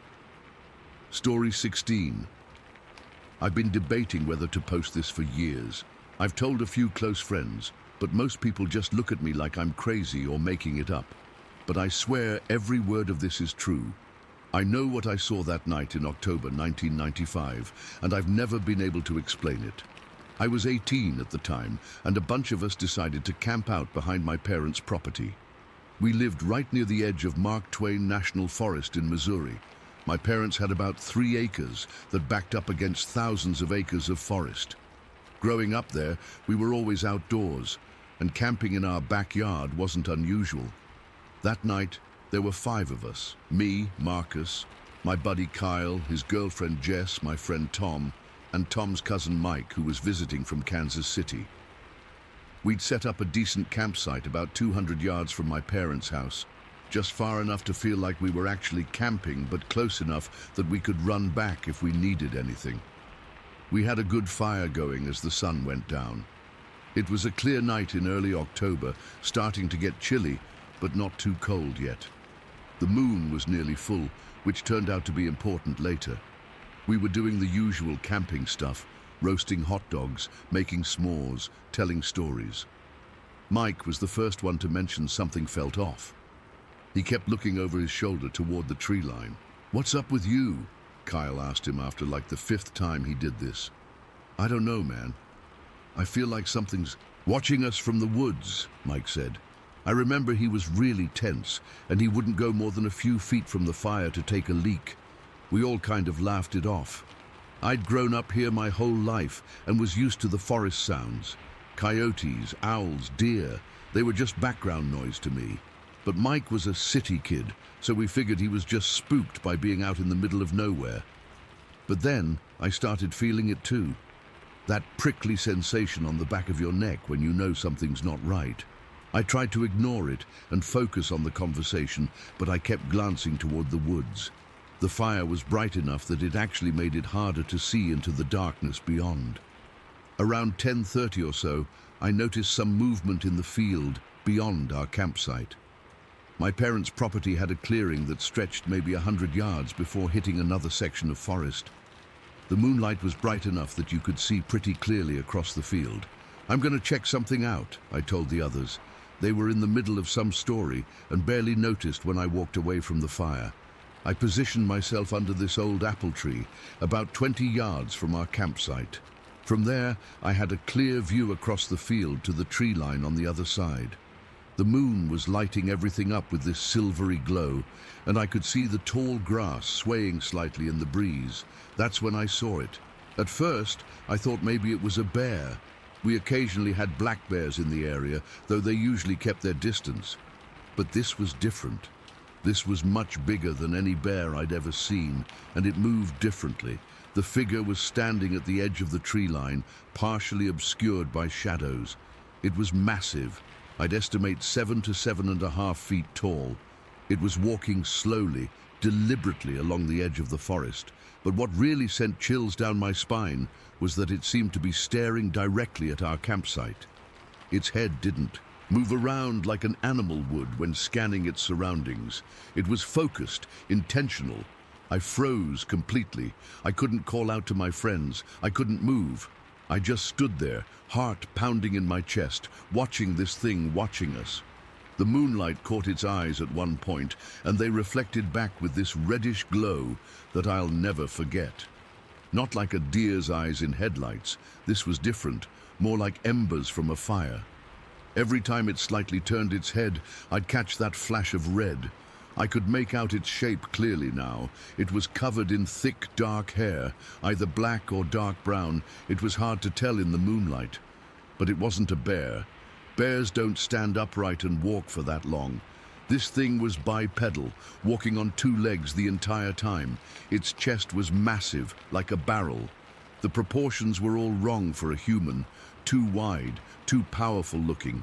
Its arms hung down abnormally long at its sides, reaching almost to its knees. The head had this slight point at the top, not perfectly round like a human head. Between the moonlight and the distant glow from our campfire, I could actually make out facial features. They weren't clear like you'd see someone's face in daylight, but distinct enough that I could tell this was no costume. It had small eyes that caught the light, a broad, flat nose, and a mouth that jutted forward slightly, almost like an ape's muzzle, but not quite as pronounced. The whole time, it made absolutely no sound. Something that large should have made noise moving through the brush, but there was nothing. Just total silence, except for my friends laughing back at the campfire, completely unaware. At one point, it turned slightly away from me, and I noticed the hair on its lower back was thinner, with patches of bare skin visible. That detail has stuck with me all these years. It wasn't a uniform costume or something someone could fake easily. Then it started moving across the field. Despite its size, it moved quickly, crossing the 100 yards in what seemed like seconds. It disappeared into a small ravine on the other side of the field, and I never saw or heard it again that night. I stood there for what felt like forever, but was probably only a minute or two, trying to process what I'd just seen. My legs were shaking so badly I thought I might fall over. Eventually, I managed to walk back to the campfire. "You okay, man? You look like you've seen a ghost," Kyle said when I sat back down. I almost told them right then, but something stopped me. I was afraid they'd either think I was crazy or worse, want to go looking for it. So I just mumbled something about being cold and moved closer to the fire, For the rest of the night, I couldn't focus on anything. Every sound from the forest made me jump. I kept staring at the spot where I'd seen the creature, half expecting it to come charging across the field at us. We all slept in a large tent that night, and I positioned myself furthest from the door, not that it would have mattered if that thing had decided to come for us. The weird thing is, as terrified as I was, I never felt like it wanted to hurt us. It was observing, studying. That's what makes me think it wasn't just some animal. There was intelligence behind those eyes. Here's the thing, though. This wasn't even my first encounter. When I was 9 years old, something similar happened. Our family dogs, we had 2 German shepherds at the time, started going absolutely berserk early one morning. It was around 5:30, just as the sun was coming up. Their barking woke me, and I went to my bedroom window to see what was causing the commotion.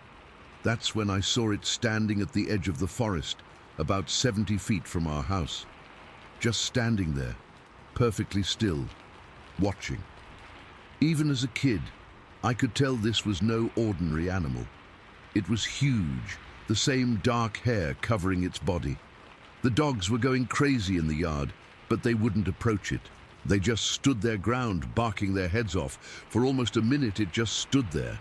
Then, as calmly as you can imagine, it turned and walked uphill into the trees. Not running, not scared, just calmly walking away like a person would.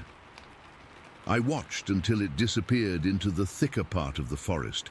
I told my parents that morning about the giant monkey I'd seen, but they assumed I'd been dreaming or had seen a bear. After a while, I convinced myself maybe they were right. Kids have active imaginations, right? But after what I saw that night in October 1995, I know I wasn't imagining things either time.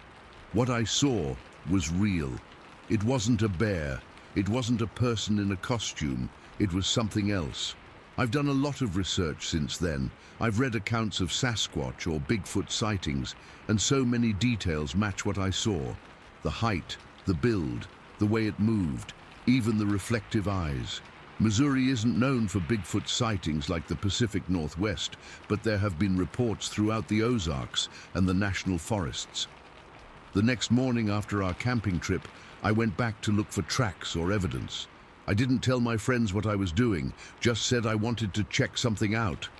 I found a few broken branches and what might have been a large footprint in a muddy section near the ravine, but nothing conclusive. Whatever this thing was, it knew how to move through the forest without leaving much trace. I've never gone camping in those woods alone since that night. I'm not afraid exactly, but there's a respect there now. Those woods don't belong just to us. There's something else sharing that space, something that's managed to remain mostly hidden despite all our encroachment. I don't expect everyone to believe me. Hell, sometimes I wonder if I can trust my own memory. But then I remember those eyes reflecting red in the moonlight and the deliberate way it watched our campsite. And I know what I saw was real. I haven't seen it again since that night, though I've felt that same sensation of being watched a few times when hiking in the area. Maybe it's still out there, or maybe it moved on as development pushed further into the forest. All I know is that night changed how I view the world. There are things out there we don't understand, things that have managed to stay hidden from us despite all our technology and expansion. And sometimes, if you're in the right place at the right time, or wrong place at the wrong time, you might catch a glimpse of them.